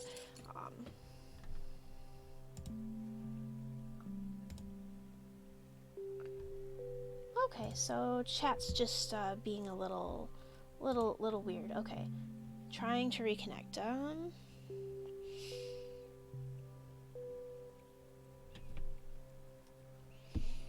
Well, as long as I'm still live.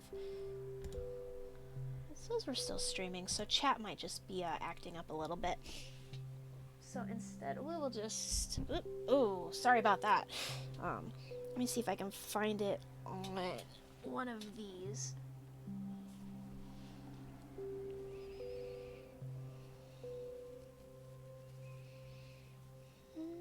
I mean, it's not super obvious on these. But if you can see, man, I hit the mic. like if you can see here, there's a bit of unevenness where the colors meet in the round, and that's because we are technically working in a spiral. So yeah, chat will come back at some point.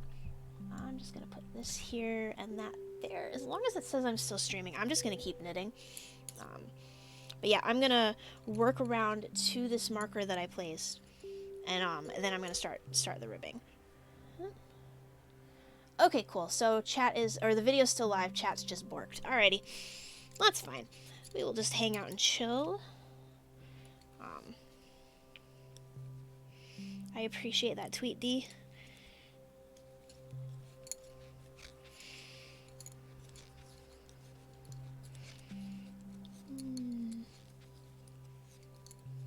I think my needles are starting to get a little sweaty. They're starting to feel a little sticky, which happens sometimes. Chat will reconnect at some point. I've got like 3 chats going, so as long as one of them reconnects, I'm good.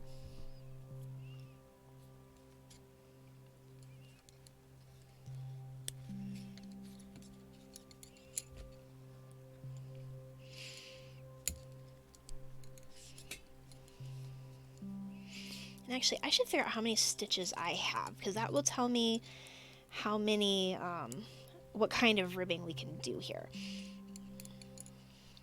So we've got 1, 2, 3, 4, 5, 6, 7, 8, 9, 10, 11, 12, 13, 14, 15, 16, 17, 18, 19, 20, 21, 22, 23, 24, 25, 26, 27, 28, 29, 30, 31, 32, 33, 34, 35, 36, 37, 38. So 38 is not divisible by 4, so if we want to do a 2x2 ribbing, we should probably decrease twice, but I don't care that much. So we'll just do a little 1x1 ribbing at the bottom. Yeah, looks like my phone has given up on connecting at all. Stream Manager, pull it up. Let's try.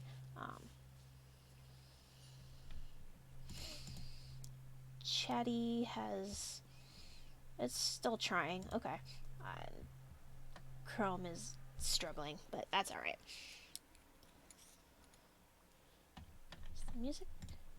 Yeah, oh, we're just at the last 15 seconds of the music, which is nothing but rain sounds. Very quiet rain sounds. I'm just gonna... Ooh, okay. It just came back on Chrome. It just came back on Chatty. Okay, so it looks like chat's starting to come back up. I guess I'm gonna move this here so that I can see it without turning my head quite so hard.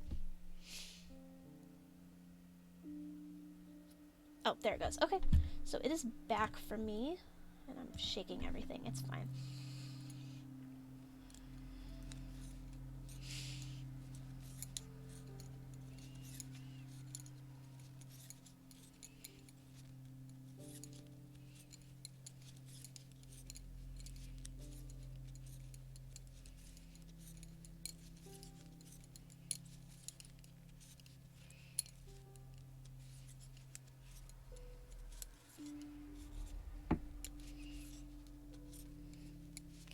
Yay, okay, cool. So D Minor has managed to get his chat back up after a refresh. So if you want to chat, try a refresh, see what happens. Sometimes Twitch just does that. It's not the end of the world. Okay, so this line here goes here. Yeah, that should be fine. Okay.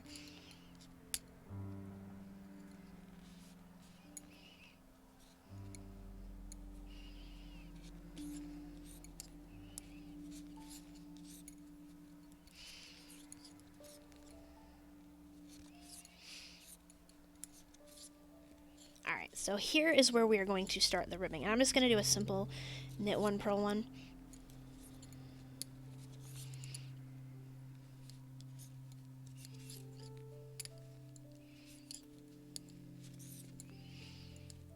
So this slows me down mildly, but it's not that big a deal.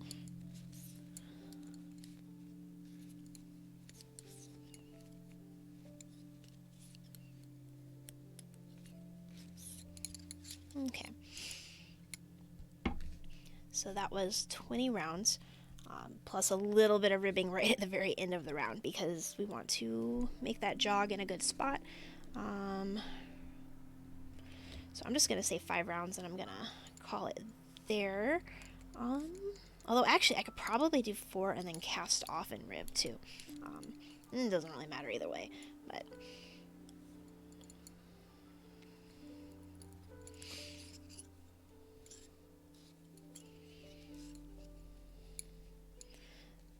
So it's not going to really look like anything yet.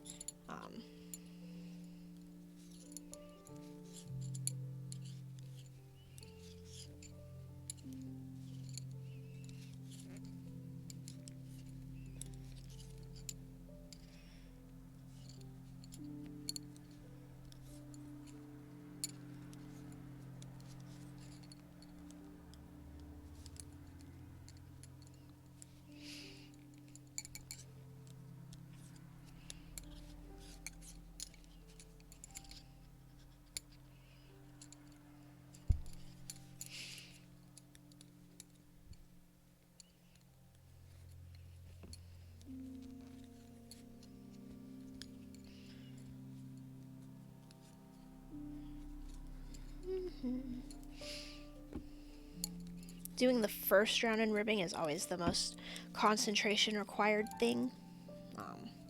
Also, after this round, I forgot to take my mandatory 5-round stretch break, so we will finish this round and then do that.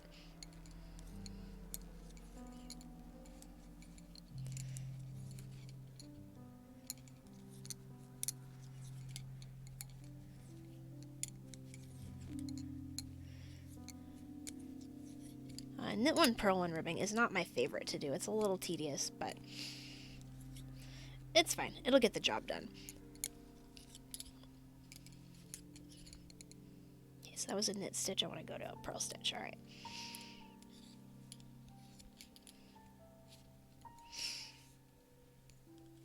And actually, I think we're going to call that the new start of round. Oh, hey, Chrono Trigger, how's it going? Yeah, it has been a while. I'm just doing some chill knitting tonight. Helps if I put my stitch in the correct way. There we go. Been hectic again. Yeah, life gets that way sometimes. I hope things settle down for you soon.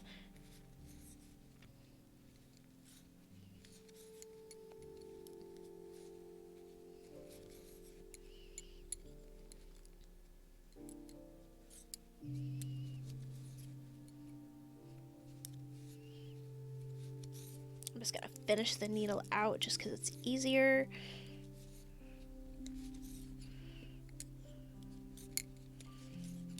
I think I am gonna do a full 5 and then bind off.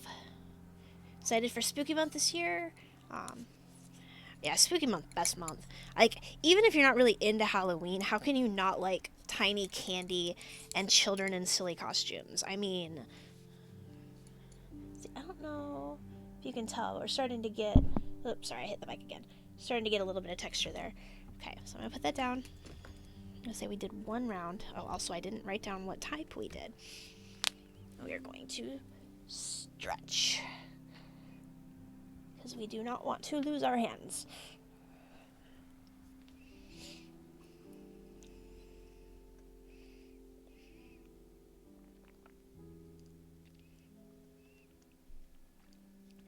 Yeah, I know you're not much of a cold weather person. I'm gonna trade this one out for these.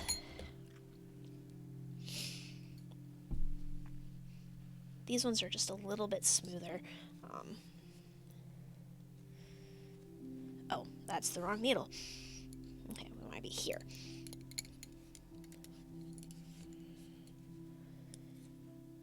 It's like, I like the cooler weather, but I don't want it to get cold. Like, we've had a bit of cold already, although the same temperature in spring would be considered outright balmy. So, you know, temperature is extremely subjective. But, the last couple of days have been like 60s, 70s, and that's pretty comfortable for us.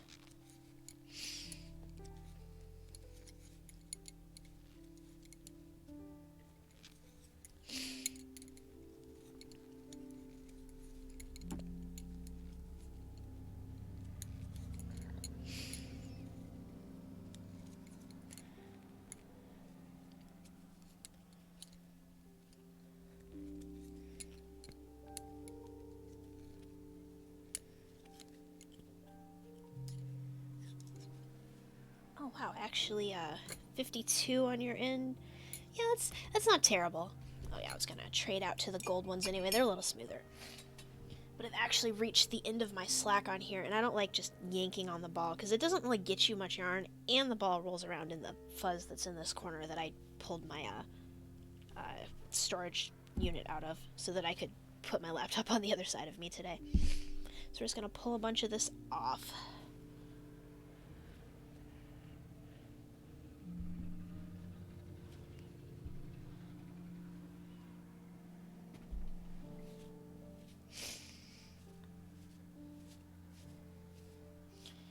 Just make myself a pile of yarn in the corner. There we go.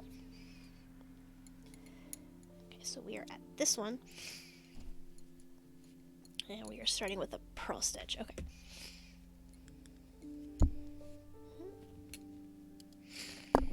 Ah, sorry, hitting the microphone. And sniffly. It's that time of year. No longer surface of the sun hot. Well, that's good. I'd really, really prefer it if you don't end up trapped because your shoes melted to the sidewalk or something. Like, you could take your shoes off, but then your bare feet are touching the surface of the sun, and we don't want that either, so... Ah, sorry.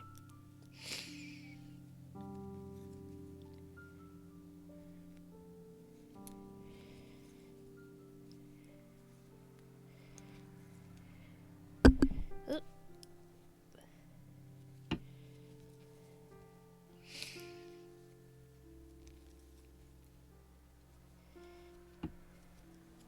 That's why you always bring cookie batter or eggs.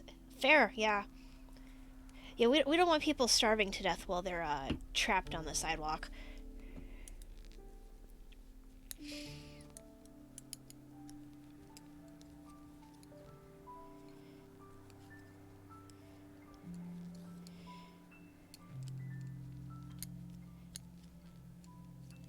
Hey, I'm glad you're able to chill. Chill vibes is exactly what I've been going for.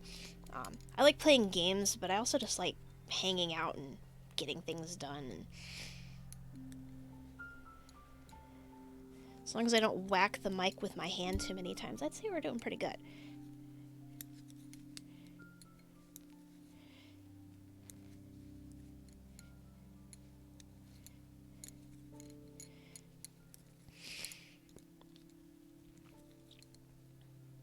Alright, so that was 2. Because I have moved the start of the round over a little bit. I am going to mute myself for just a minute. Oh, you were up until 3:30 this morning modding Skyrim. I feel it. I might have been up until 7 in the morning because I just could not sleep. But that's another story. I'll be right back. I have to blow my nose.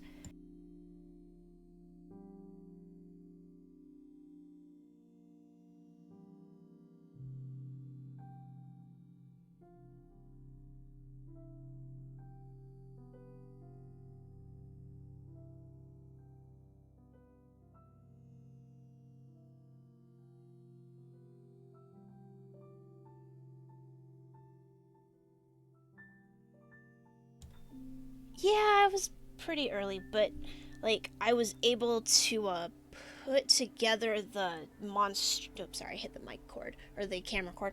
The monstrosity that's holding my camera in place. So there's that. And then which of these is the least worn out? This one, okay. Because I'm trying to put the worn out ones back in the cup. I'm just not feeling the worn down tips right now.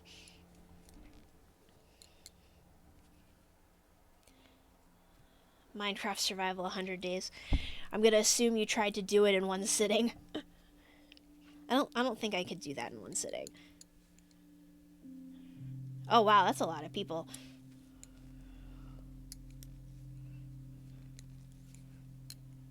I was gonna say I don't think I know 15 people. And actually I do know 15 people. I just don't know how we would all organize to do stuff at the same time. Speaking of organizing, me and Bat really need to figure out a time for tomorrow. No, you got to day 35 before things went south.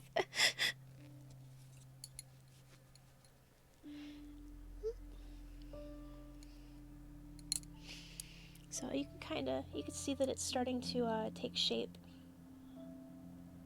Well, it's not showing up super good on the camera. How close can I get before it goes all blurry?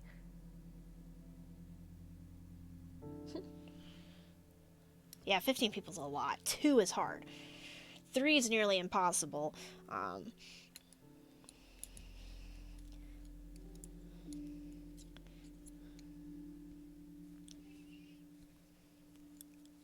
Alright, I was going to trade you for one of the ones that's a little bit less worn down.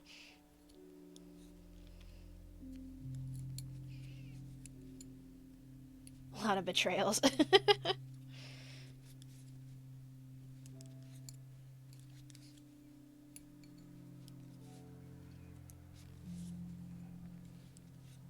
Was it like hardcore or? Yeah, we should. Yeah, it's fine. Or we can not. I don't want to wing it. 15 stretching it till 5 would be fine. Yeah. No, like I could see maybe if it was like an open event in a larger server, like a Discord server or something. It's like, hey, at this time we will be playing. If you're available, feel free to join in. Um, that's a little different than like specifically trying to get 15 people together. Hardcore, oof. Yeah, that's rough.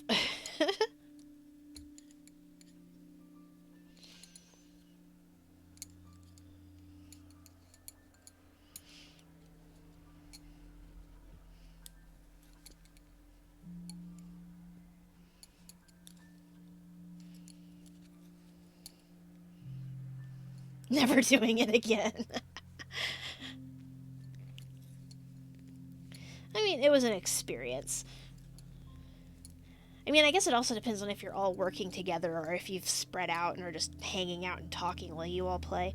Um, but based on the phrase "lots of betrayals," I'm gonna assume you were all in one like close proximity. Yeah. I mean, it's not impossible because I've played UHC a few times, but not generally and otherwise. I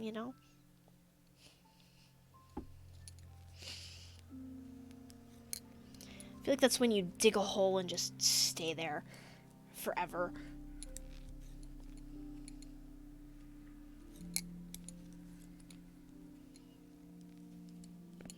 I'd rather take my chances digging straight down.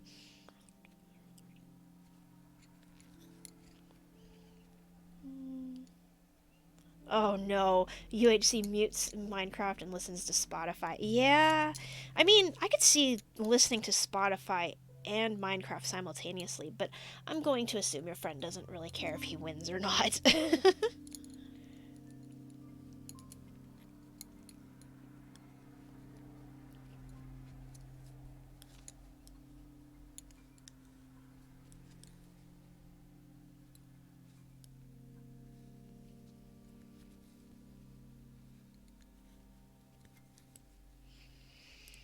Alright, and that was 3 rounds of ribbing. Cozy underground base, and we're happy with that. Yeah. I am very bad at PvP, even though somehow I have a reputation of being alright at it.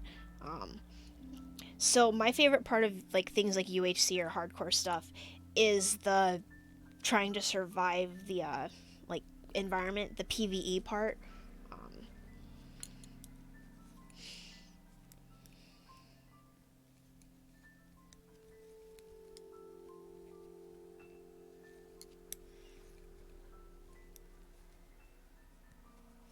Hobbit hole was something you tried out. Cave-in happened a few days later. Guess you need a mobile hobbit hole. Just move from place to place. Full nomad.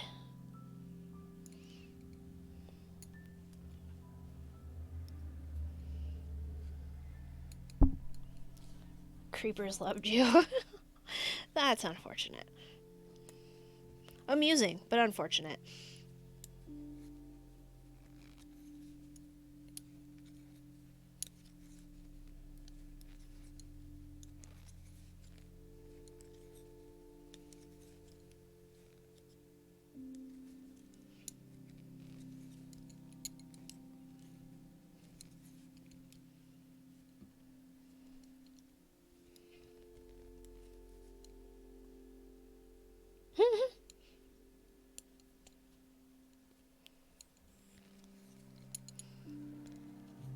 Yeah, I feel like I'd be screaming too. I mean, I'm not that demonstrative, so it would be internal screaming, but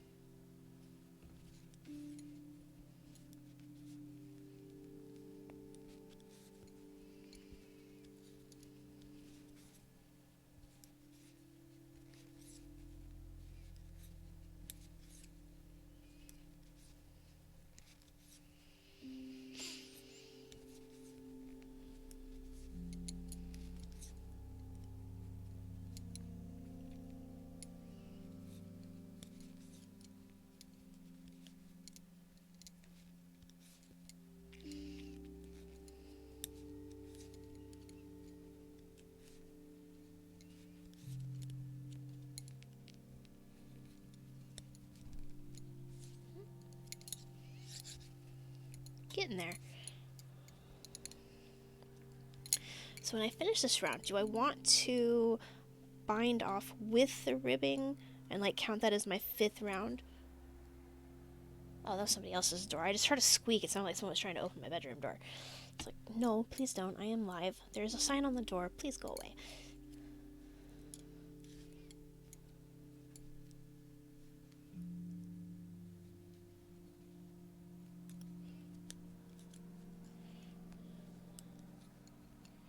Whoop. Nope. I did that wrong. Get back in there. That one is supposed to be a purl stitch.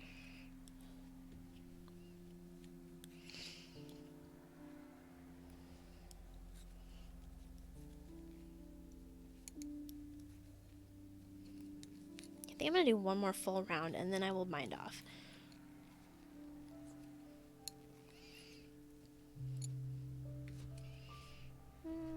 Probably. So it'll technically be 2 more rounds, including the bind off. Do I think that is long enough? Or too long? No, I think it'll be okay. Alright, so 1 more full round.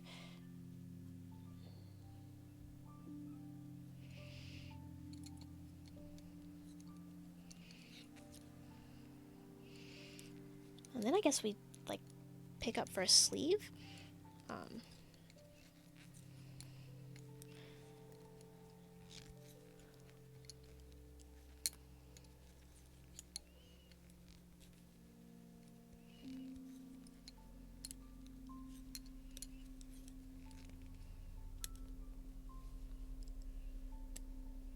Yeah, come on.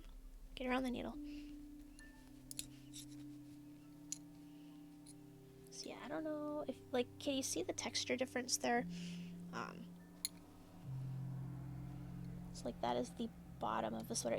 It gets a little bit looser than like the main knitting. A lot of people will switch to smaller needles, but I'm just doing this to prevent curling, so I'm not really too fussed, but that is a thing you can do if you're, you know, concerned.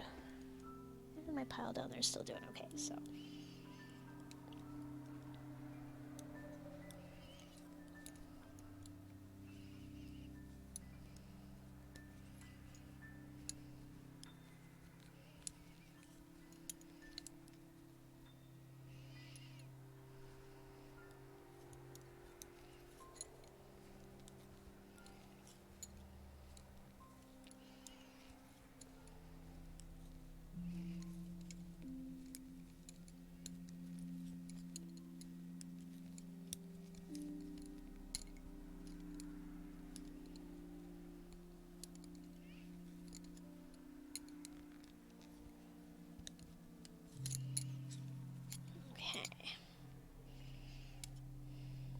Really know why I haven't cut off like that.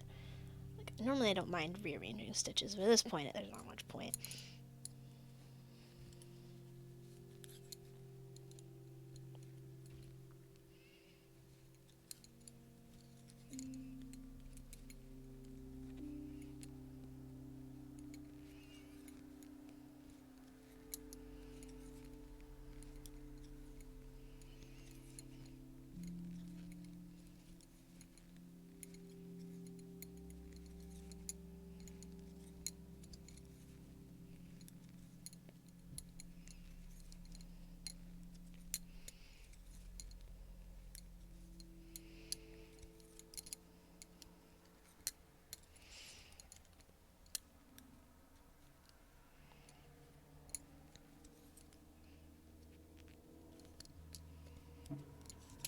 Okay. That. So we've definitely made quite a bit of progress on this. You gotta head home from work. All right, yeah. I am glad you're able to hang out.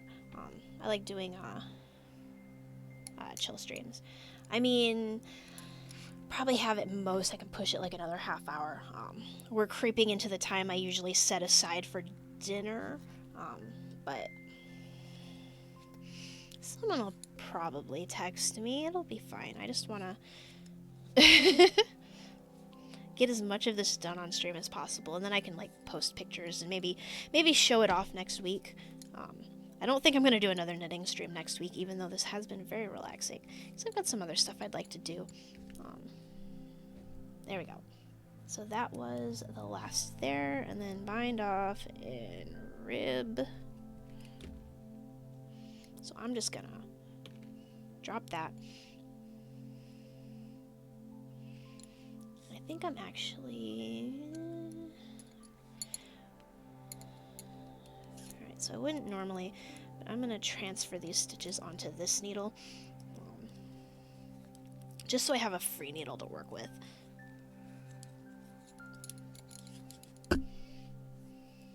Okay. So binding off in knitting is very straightforward. You work a stitch, you work the next stitch, and then you take the first stitch, well, I'll have to get a hold of it, but lift it up and over. And then you do the next one, up and over. Next one. You just keep doing that. You want to try to keep it loose. You don't want to make a tight bind off. Might be going a little snug here, but this is not a fitted sweater for a person, so it'll be okay if it's a little snug, but I don't want it to be too snug.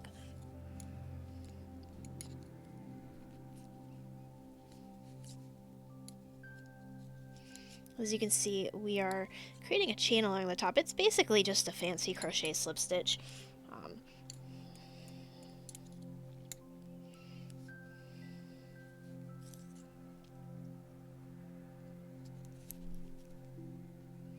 Oh, that's a needle free.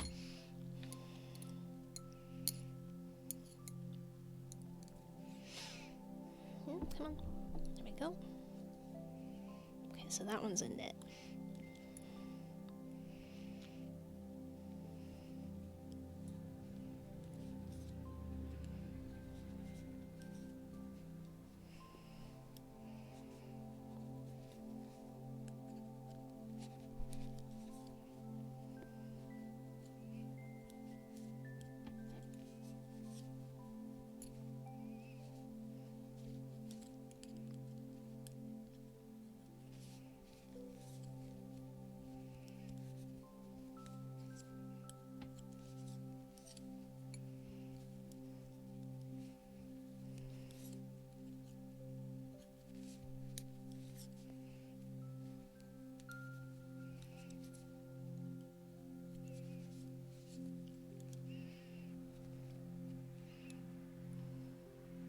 So yeah, we're getting an edge there now.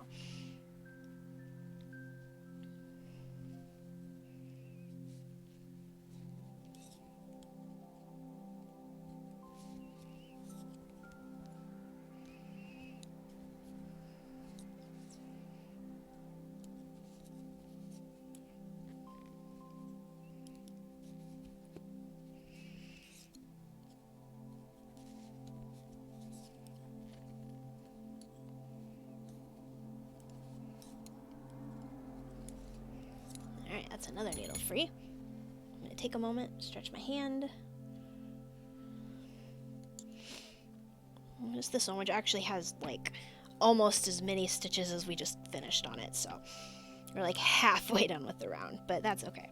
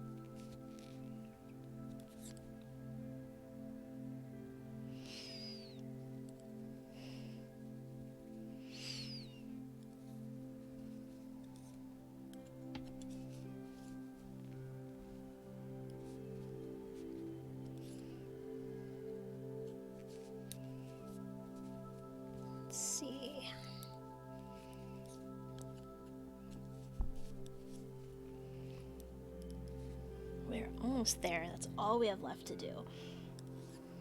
On this bottom part, at least.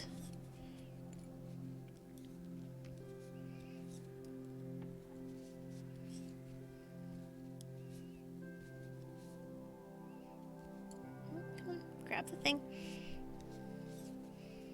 It's a little trickier doing this in rib than it is just straight knitting, but just grabbing the stitch from behind like that's a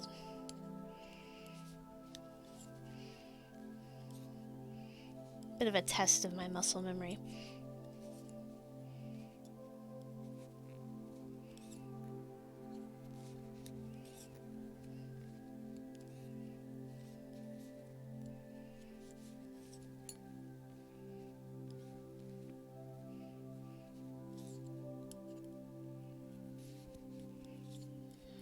There's that needle free.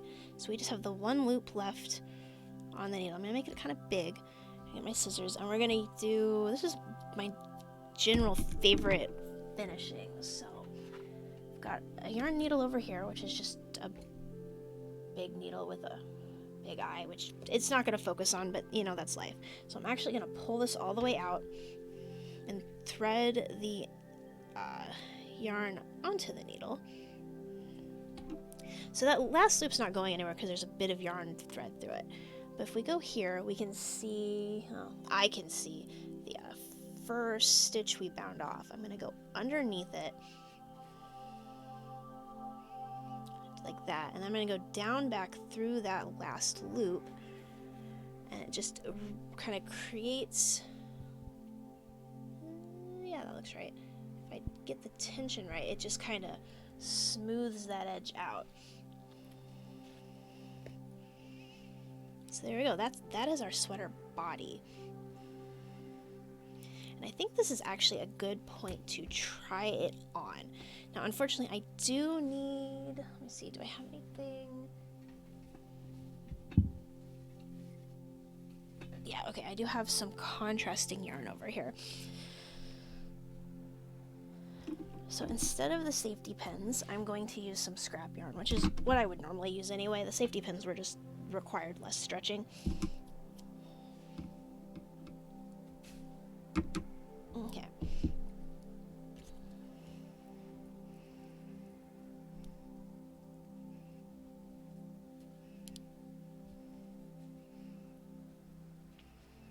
So I'm just going to take all of the stitches off of the safety pin.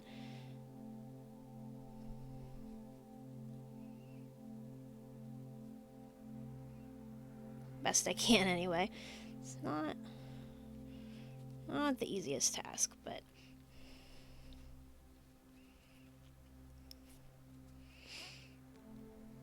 get at least half of them.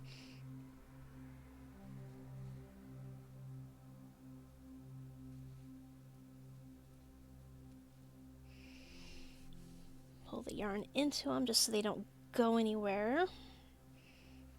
And then do the same with the other half. Okay.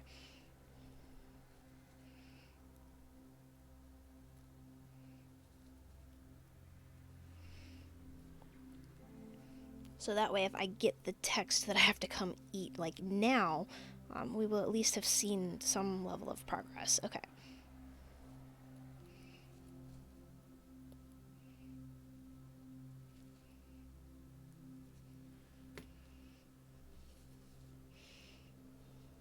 So this gives us a bit more of a flexible opening here. I'm just gonna tie that in a little knot. It's not super important.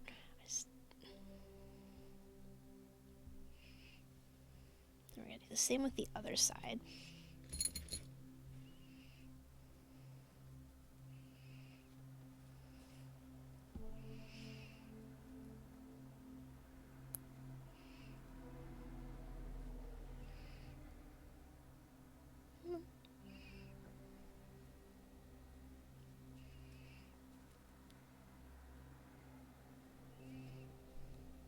Just pull up enough I can get the needle in.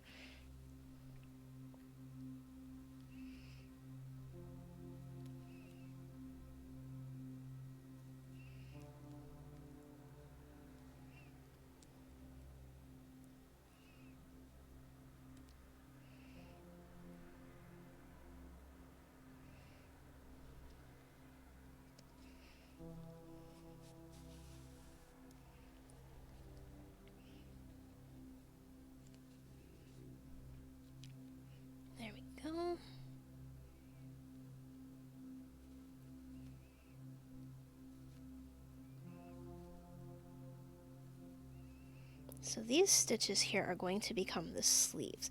But because I want to try it on, I'm going to, instead of putting them on the needles directly, I'm going to put them on a piece of string. Just kind of even that out. Gentle little knot.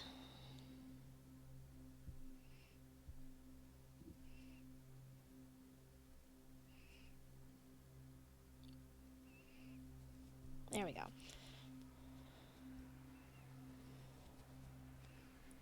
So that's what we have so far. Kind of looks like a short sleeves t-shirt at this point. Alright, so let me introduce you to the concept of skeleton gloves.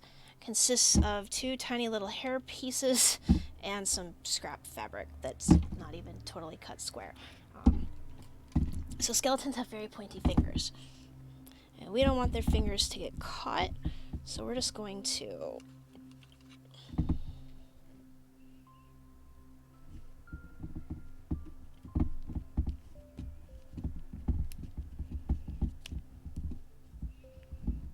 doesn't have to be perfect, it just has to stand long enough to get it into the sweater. Glove. We'll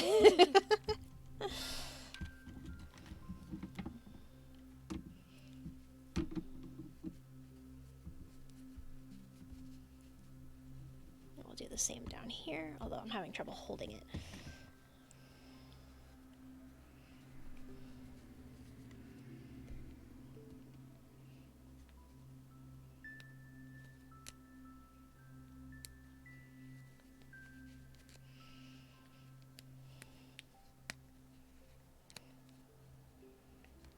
There. So we are now hand protected. And this is the front of the sweater.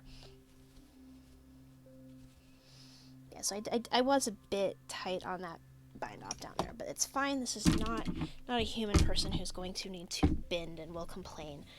So this arm goes through this sleeve hole. This is obviously a lot harder when there's a full sleeve there, but this arm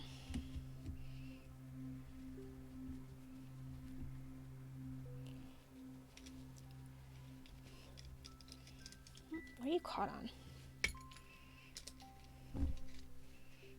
Okay. And then up and over like a person.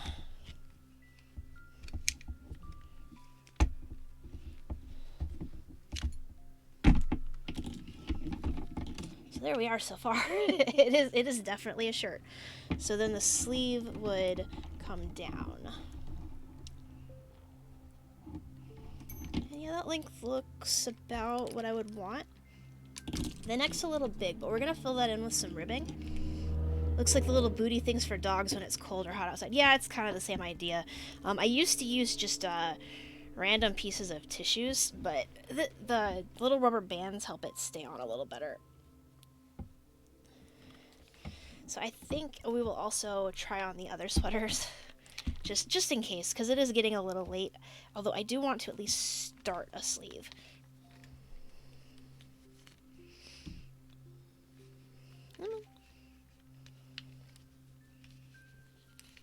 This is not the most dignified process. Sorry, skeleton friend.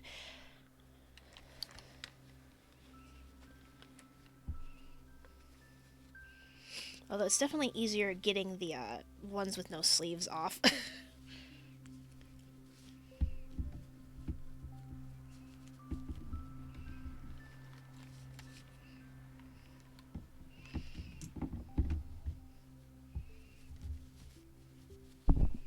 So that is our in progress sweater.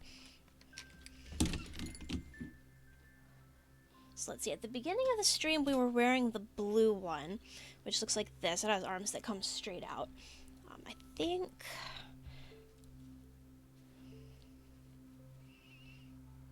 See, the pink one's kind of a turtleneck, which was not entirely intentional, but it's kind of nice.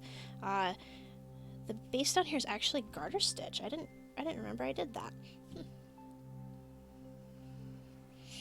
The sleeves I definitely did in ribbing. Okay. Where's the front of the sweater? Yeah, that looks like the low side. Okay.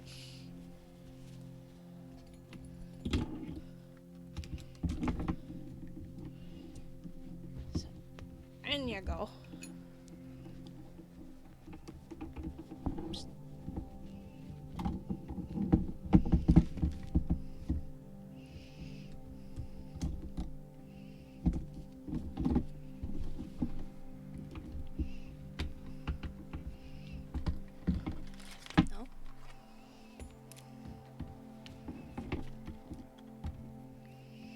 A little hard on the desk here.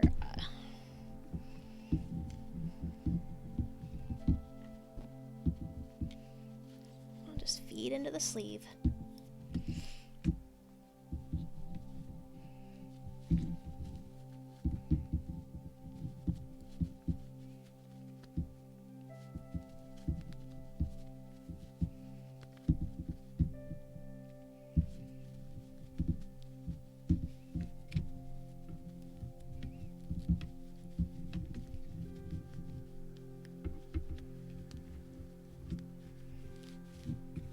Go, and then up,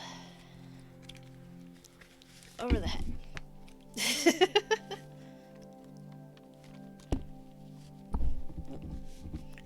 This is a bit of a snug neck, but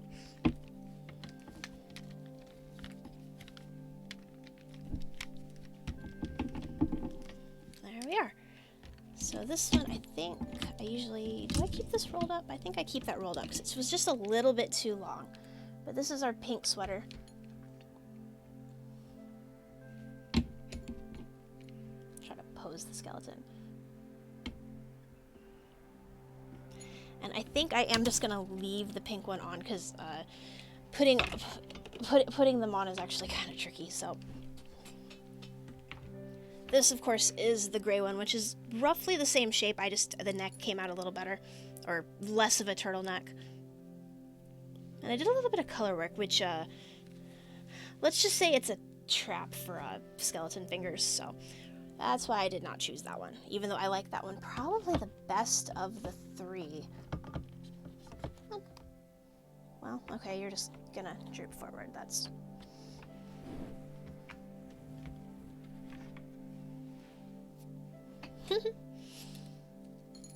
So we're gonna take these, get them out of my way. Take this, get it out of my way. Don't need you. Don't need you. We're gonna at least start our first sleeve. So we're gonna have about 14 stitches. Oh wait, how many do we have here right now? I think we have 14. 2,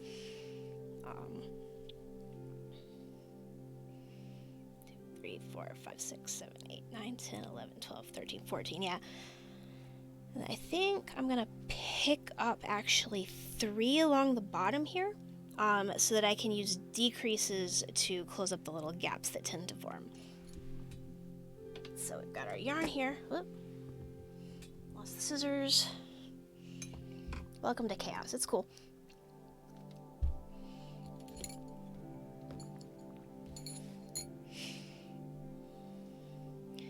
So 14.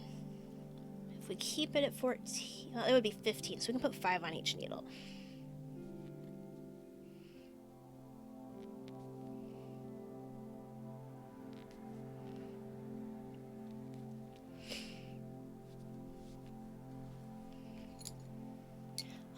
Hey Cam Raiders!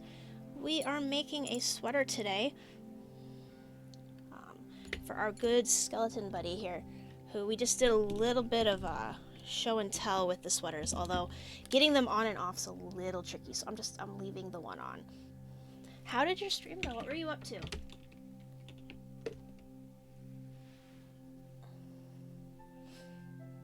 feel like as we've been streaming, the camera's just like creeped down. That's fine. Yeah, you could definitely see more of me. It was good playing Dying Light. I'm not super familiar with that one, but I'm glad you had a good time.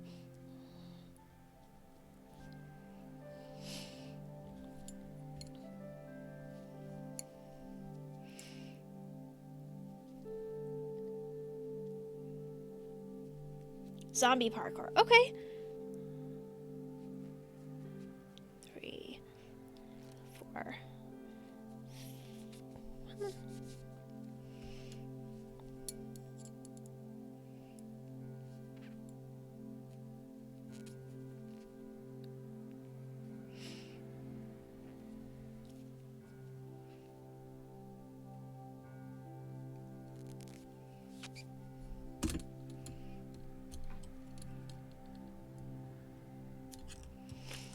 So I'm going to pull out my thread here that was holding the stitches. And there we go. We have a sleeve on the needles. All right.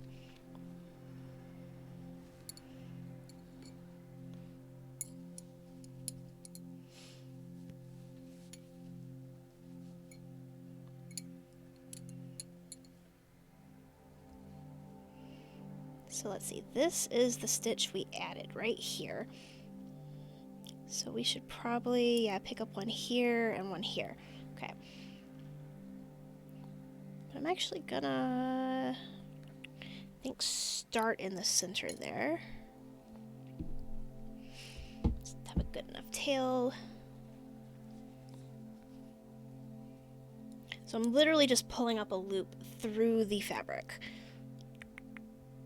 I'm gonna pull up one here. This is gonna provide an extra just to make the join a little easier.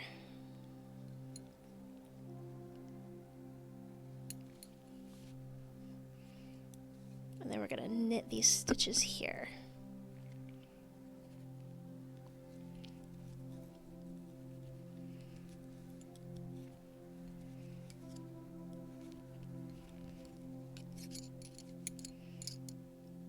Let's see. All right, so I'm gonna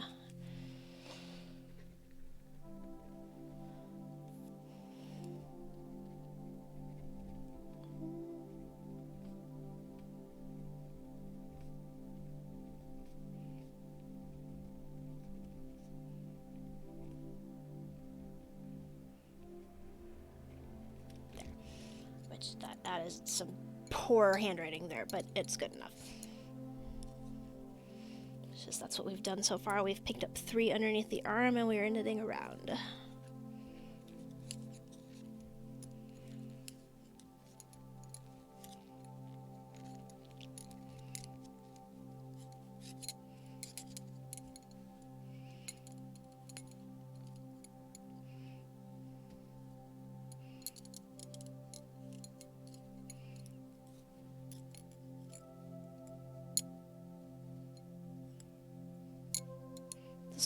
This song reminds me just a little bit of the aquarium music from Animal Crossing. Or New Horizons, I mean, but...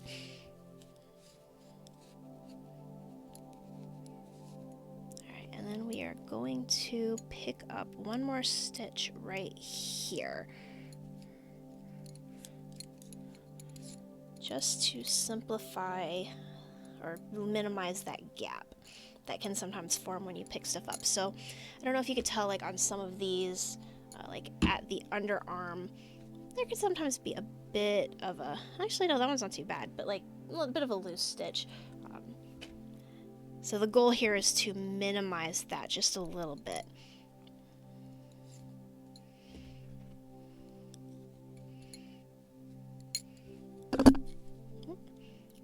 So what I'm going to do is I'm going to knit these two together just to create a bit of a tighter spot there.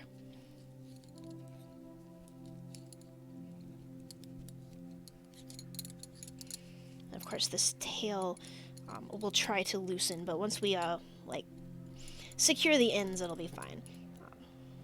In fact, I'm gonna go out through the neck. Okay.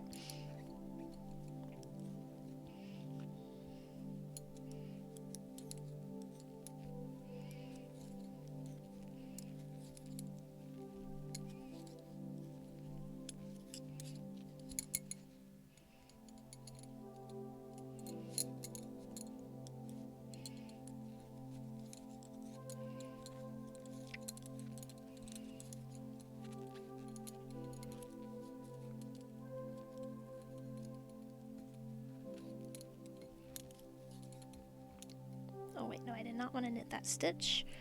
That one is to become part of this decrease.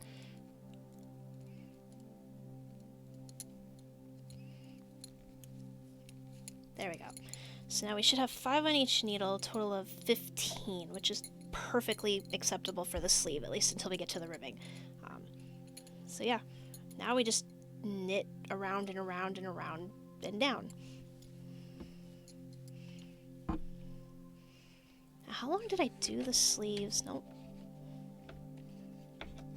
Get your foot out of the way. Okay, so here, sleeves, about the same length as the body, but they were a bit too long on that one. This one, sleeves, knit each sleeve to length. Okay, that, yeah, sure, okay.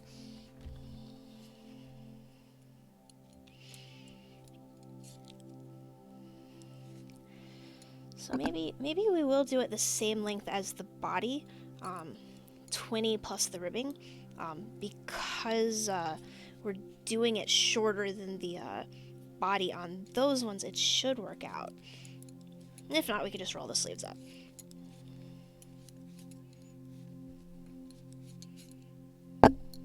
Hitting the microphone.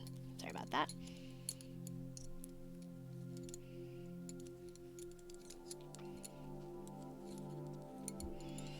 Plus 5 is a good stretch number, so.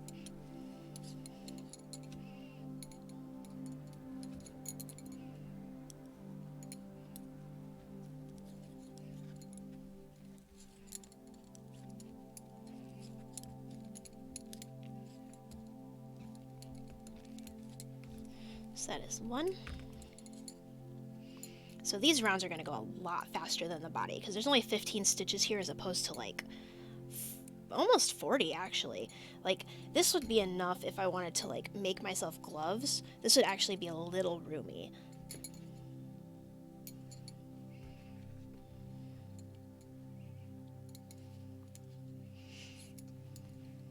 Let's see, is that, yeah, it's that stitch, okay.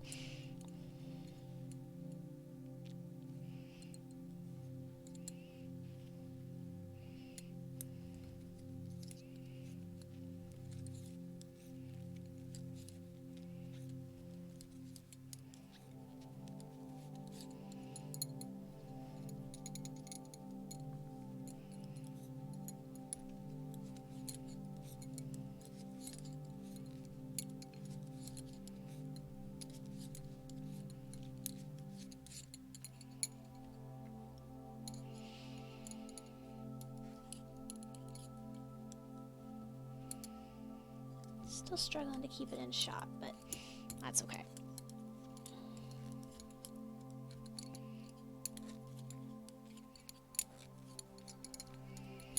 So that was round 2.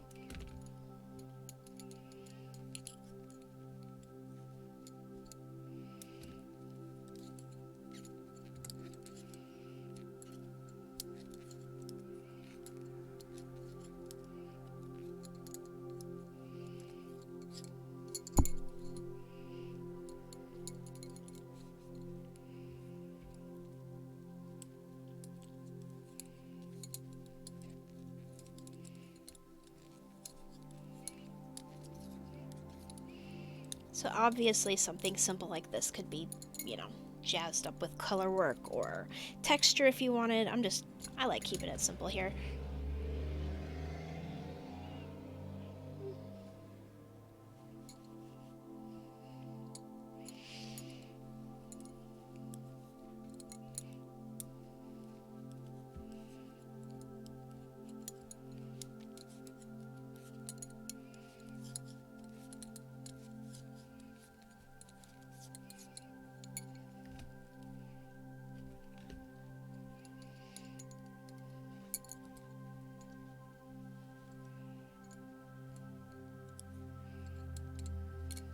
So that was 3. See, we're moving along pretty quickly.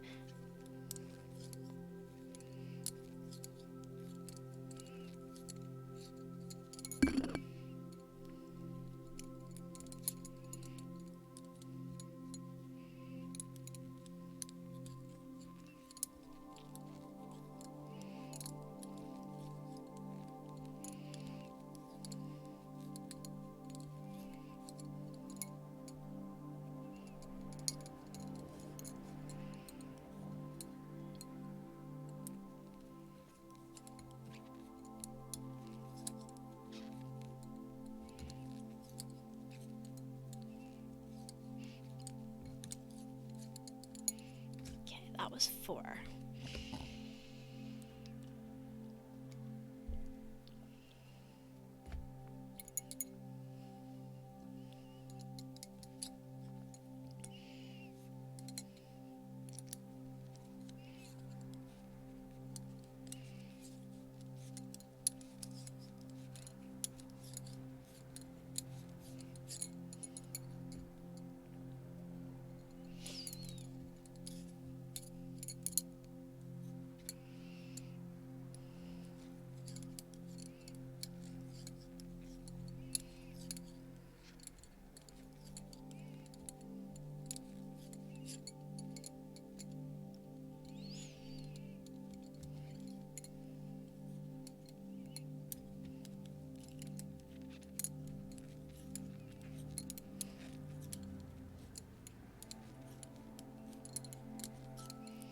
There we go, that's 5. 5 is mandatory stretch, because if I don't, I won't.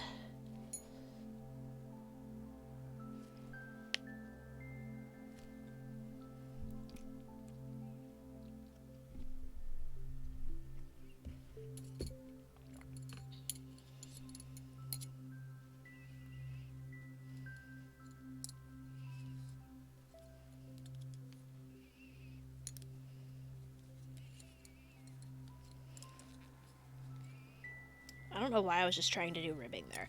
Okay, we're good.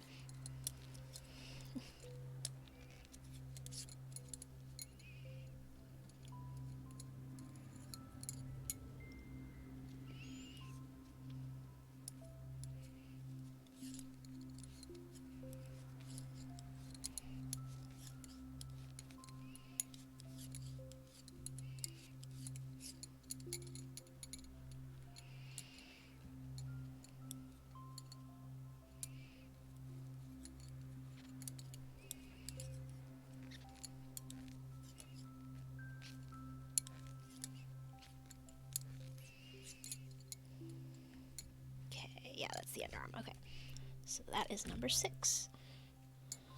So our goal is 20 plus the ribbing at the end, but let's look at what we've got so far. So yeah, it's starting to become a sleeve.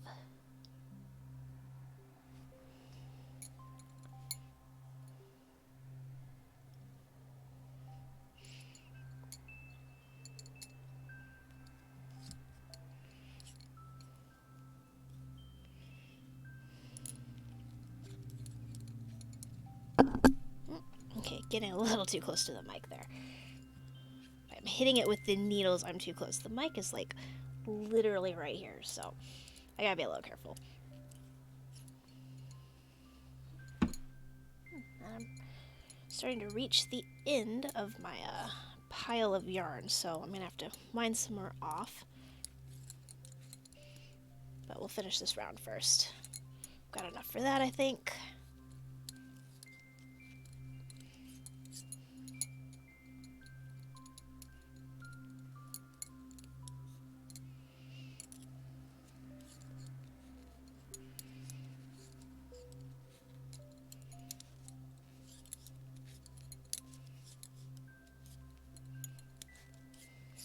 Alright, so that was 17.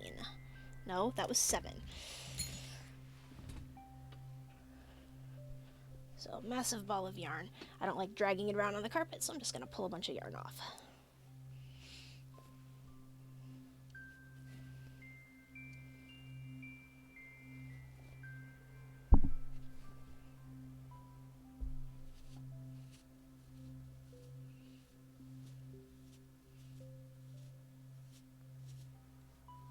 There we go.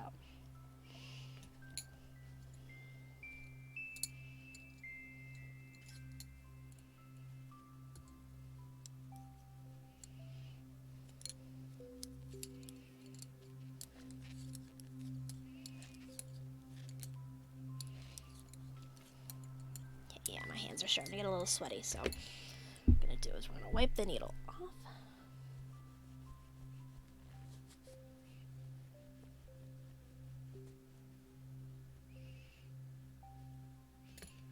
That usually smooths things out significantly, although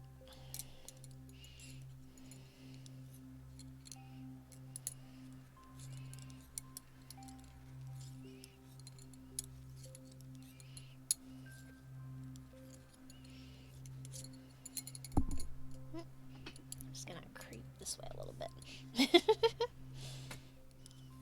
Never said this was going to be a well-polished stream. This is just chill hangout time. Make something orange. Whilst wearing orange.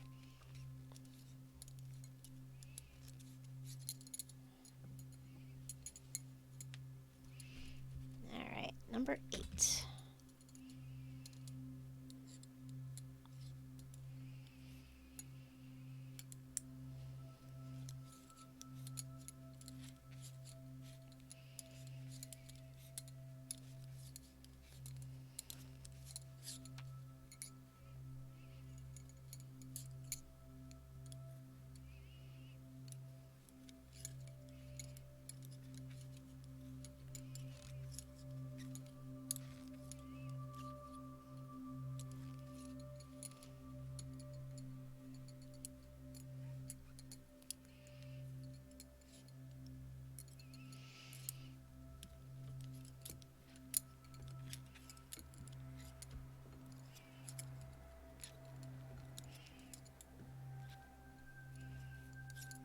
Okay, that was 9.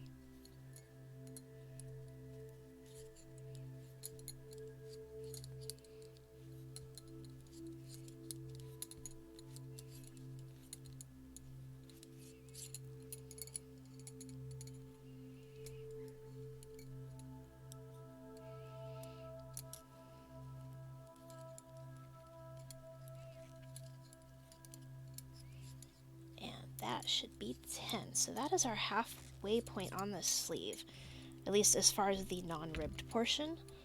So we're gonna pause. I need to stretch anyway. This is what we have so far. Getting some decent length. If we compare it to, say, this one here, which it's a different like sleeve angle. This one comes more down. This one comes like diagonally out. But yeah, it's about halfway. So.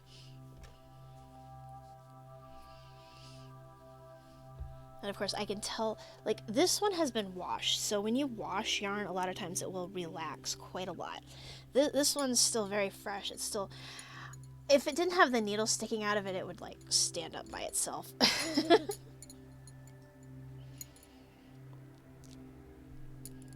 we go. I would at minimum like to finish the sleeve today. Why do I... getting notifications that they're not important, but I need to see if they text me that I have to come eat.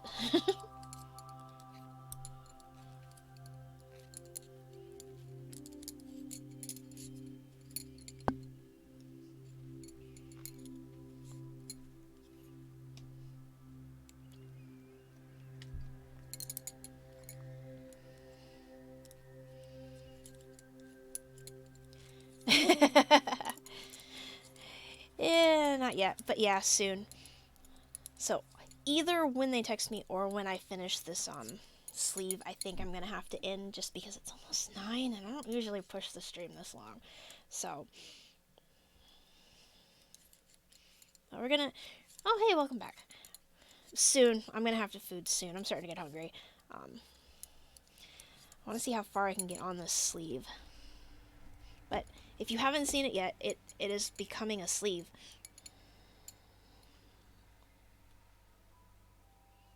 So, like, at this point, it's pretty obvious that this is a sweater. It's not just a tube.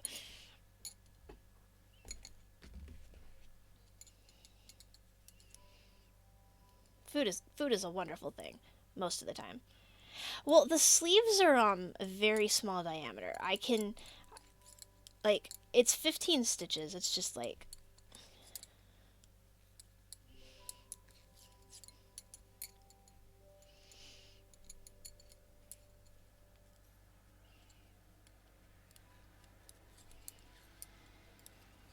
I mean, we can both food. I mean,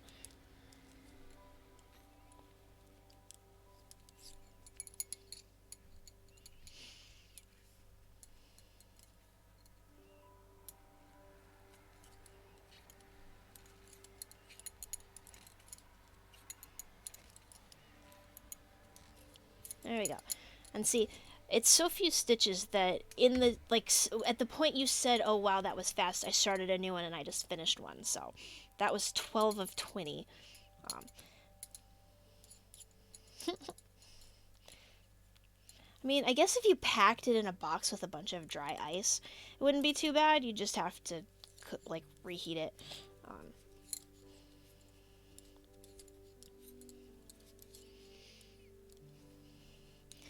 Although, from what I hear, finding dry ice at this time of year is a little challenging. Because, you know, Halloween and stuff.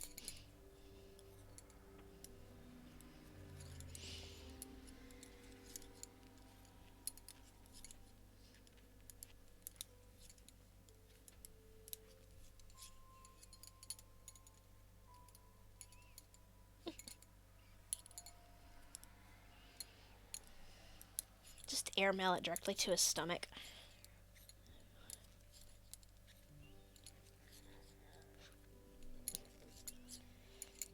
Alright, that was 13 of 20.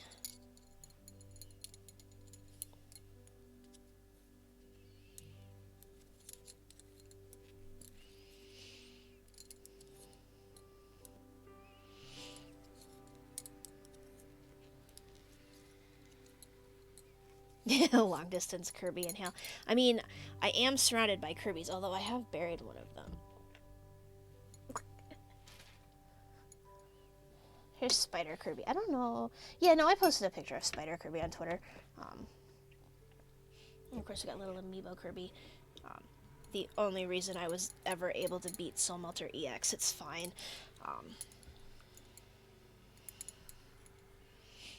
Someday I will beat that quote unquote legitimately. Oh, that's one of Duke's emotes, right? Duke has some of the best emotes.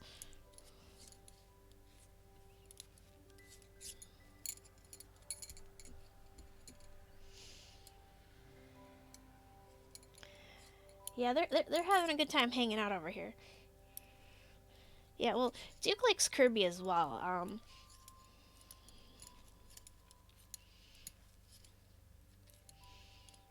I mean, I don't know if he's crazy like I am, but you know, such is life. We could probably sit down and have a good conversation about it if we wanted to. I bet he'd enjoy Dream Buffet. Although he would probably also completely master it and just, like, destroy it. Ooh, that's nice. I'll be honest, I don't usually sub for the emotes. And I've got a lot of subs for people I don't really hang out in their streams anymore, so at some point I should probably clear them out. But, like, I feel bad, so I don't.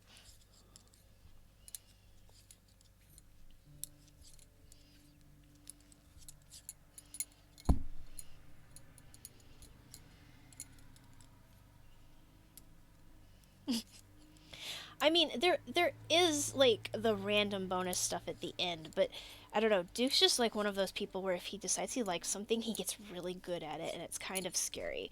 But you know, I appreciate that about him. All right, so that was 15 out of 20. So we are almost there. It's gonna take a moment. Stretch time.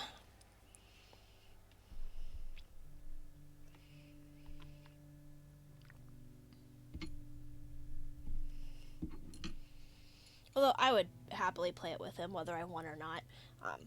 It is one of those games that is genuinely fun to play, even if you're doing terribly, just because the game is so goofy. It's like stuff like Rocket League. It with the right crowd, yeah, it can be, but it can also be super competitive. And Dream Buffet strikes me as the kind of thing that's just so ridiculous that it's hard to be competitive about. But maybe that's just my personality.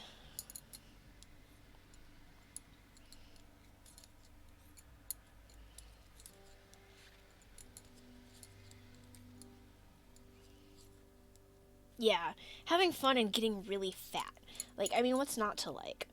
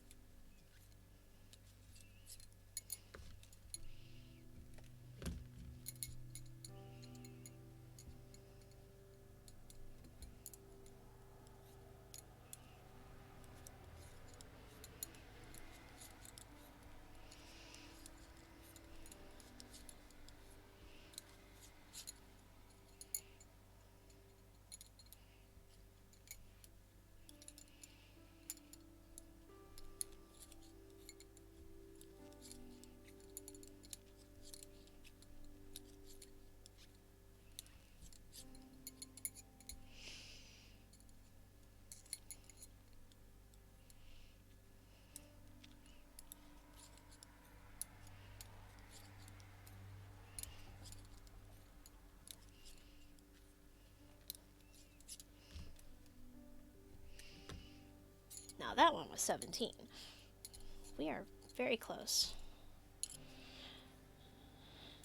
And with how fast the sleeves go, even though, like, I mean, we've been at it probably 15, 20 minutes.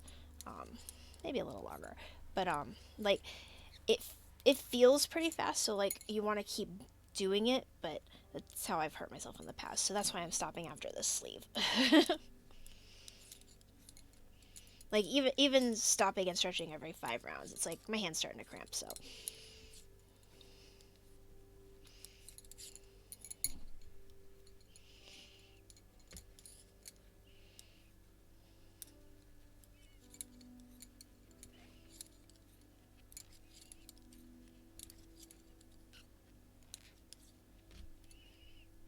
That was 18.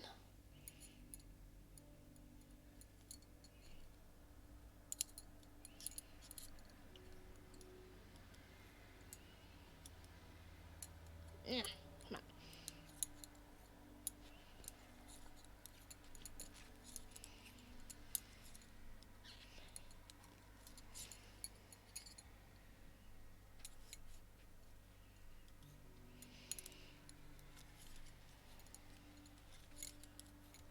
I think for the ribbing on the sleeve, instead of doing a full 5 and then binding off in the rib, which makes it technically 6, I'm just going to do 4 and then bind off in the rib to make it technically 5. It's not a huge difference, but like I don't want the sleeves to be too long. If I had to pick, I'd rather the sleeves to be a tiny bit too short than too long, especially if they're just a tiny bit too long. So we've got one more round, and then we'll do 4 rounds of ribbing and bind off. And I will try to do it looser than I did the bottom, but it should be okay.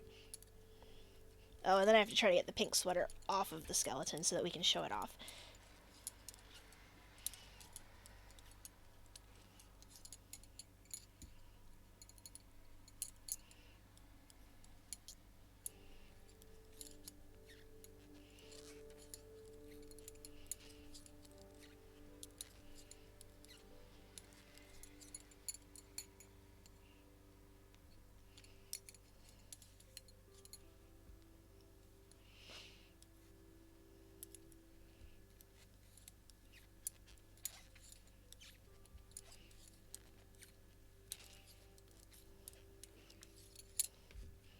Alright, that was, yeah, that was 20. So then we're gonna one by one.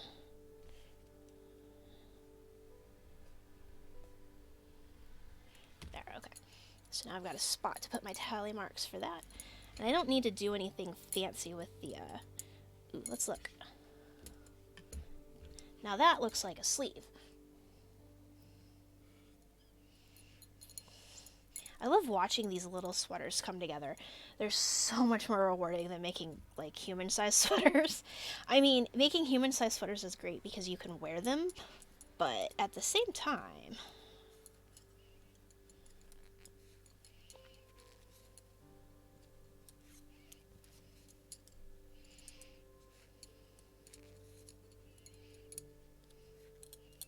yeah, my last human-sized sweater took me almost a decade. But to be fair, a good chunk of that decade, it was just kind of thrown in a corner somewhere.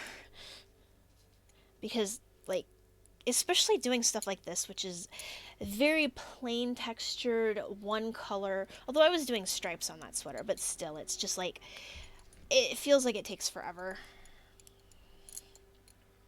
And then you stop working on it, and it genuinely does take forever. But stuff like this, that, like, I can knock this out in a couple of evenings. Like, that is well within my easily distracted, you know, attention span for projects.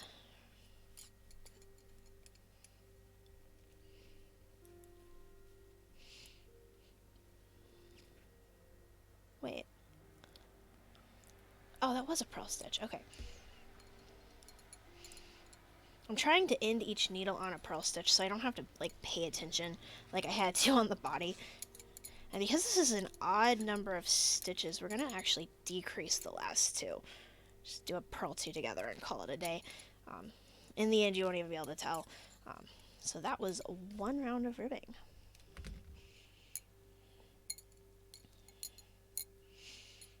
But yeah, I have completed 2 human-sized sweaters in the... I was... Gosh, like 18 years that I've been knitting. So that right there should tell you something. Mostly that I have a very short attention span.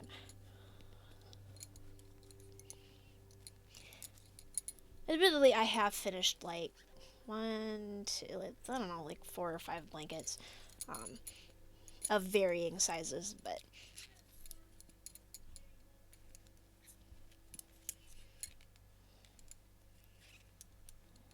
let's see. We are making progress. Ow.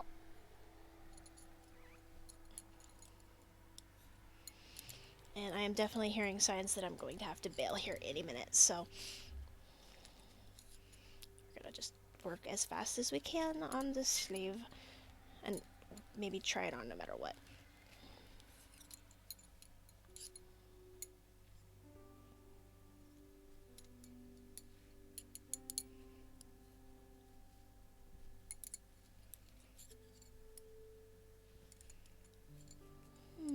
Okay.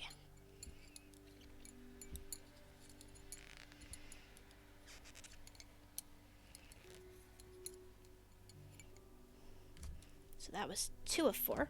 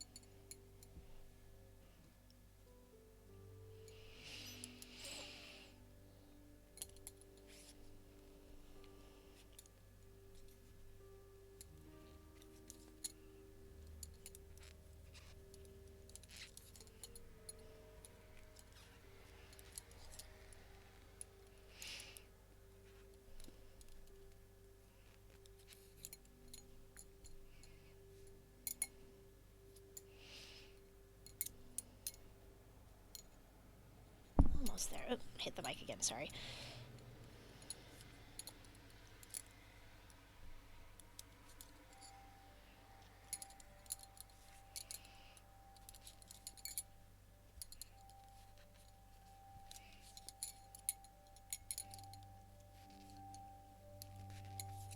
Alright, that was 3 of 4. I know this has become counting the stream, but, you know, we are making progress. And a sweater.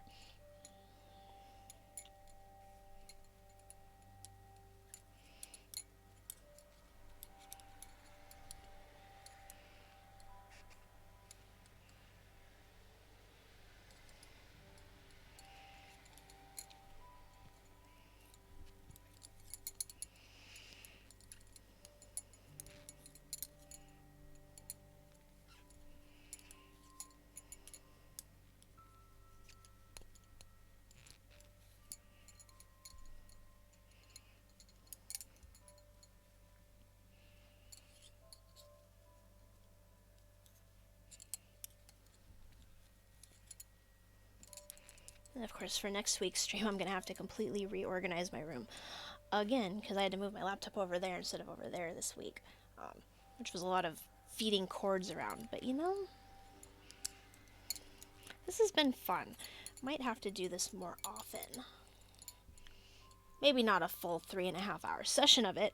Hands are starting to hurt, but you know, get some stuff done and hang out. Maybe we can work on my someday will be finished Kirby pixel art blanket.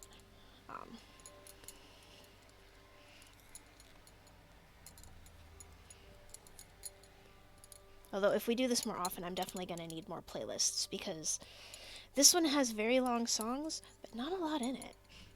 Okay, that was 4 of 4. We are now going to bind off.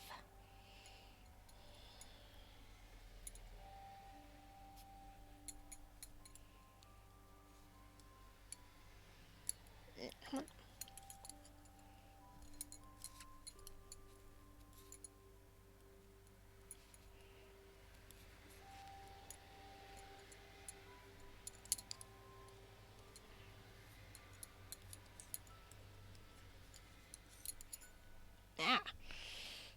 It's fine.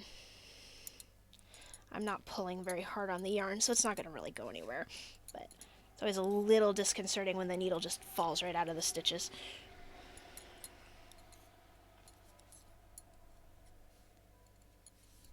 Right, I gotta loosen up. If I try to keep at my usual gauge, it kind of ends up a little snug. Okay, 1 needle free. Sure, we can be the count today. It is, after all, the month of Halloween. This is also just a good year-round sweater, because who doesn't love absurd amounts of orange, said the person who's actively wearing orange right now.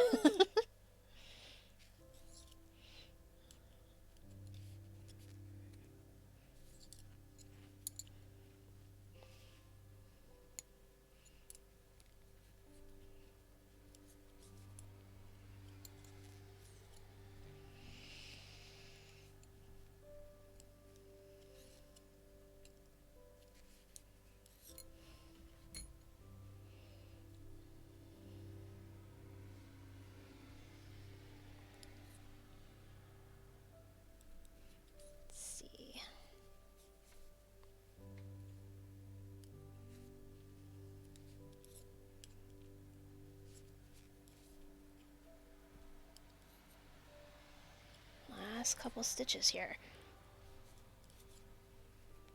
Okay, good, my yarn needle's still over there.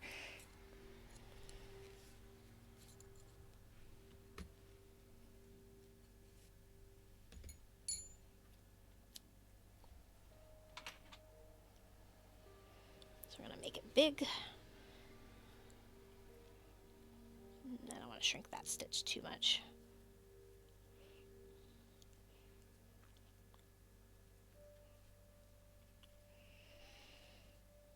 Okay, so that first one was kind of like here, but it's a little awkward, so I'm just gonna bypass it. And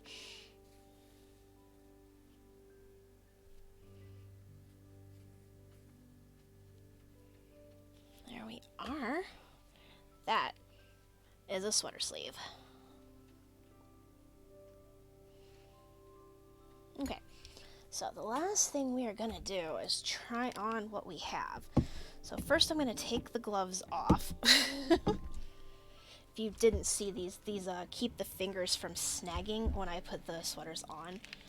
But they actually kind of, oops, sorry, I hit the mic again, get in the way taking it off. So, come on, over the head. Nope, I said over the head. Well, I guess under the jaw and then over the head. I would really prefer not to, like, break my skeleton changing clothes. Okay. Even if I did only spend $4 on them. Okay, so that's the pink sweater off. Very naked skeleton.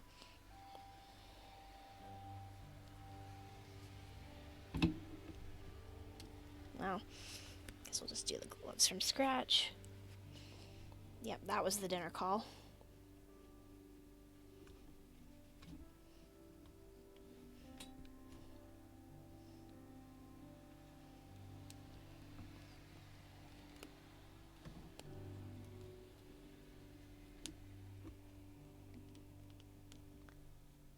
Yeah, food is important. I'm gonna go do that here in just a minute.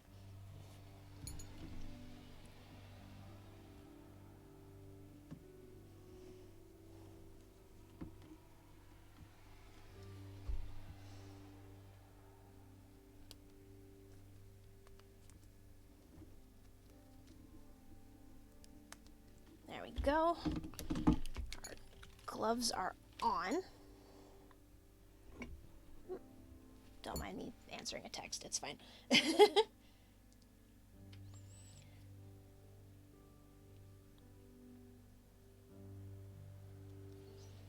I appreciate that they actually abide by the please text me sign. They didn't used to. Thanks, Rhino. You too. I'm glad you've been able to hang out. At least, I don't know if you've been here the whole time, but you know what? You are welcome to drop in and out as makes you happy. This has been very relaxing.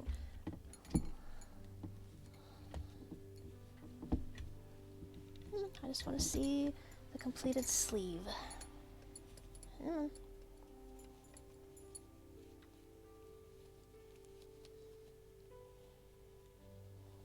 Also, if anyone has any raid suggestions, that would be great. Otherwise, I might just send you on a high raid.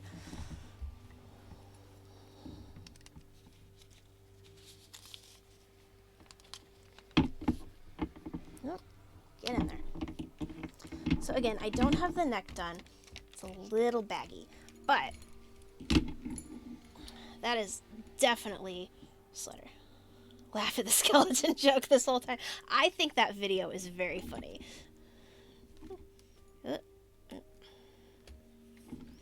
So yeah, I will finish this up over the next couple of days, and yeah, there we are. So yeah, I'm just gonna end it there, unless somebody has a raid target for me, because I have to go like now. Let me see, who is live?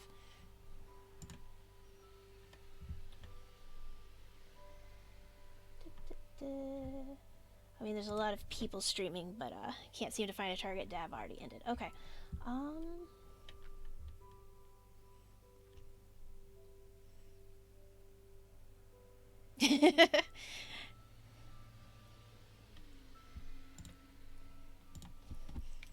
Let's see. Since I'm going to food, why don't we send somebody over to send everybody to chef?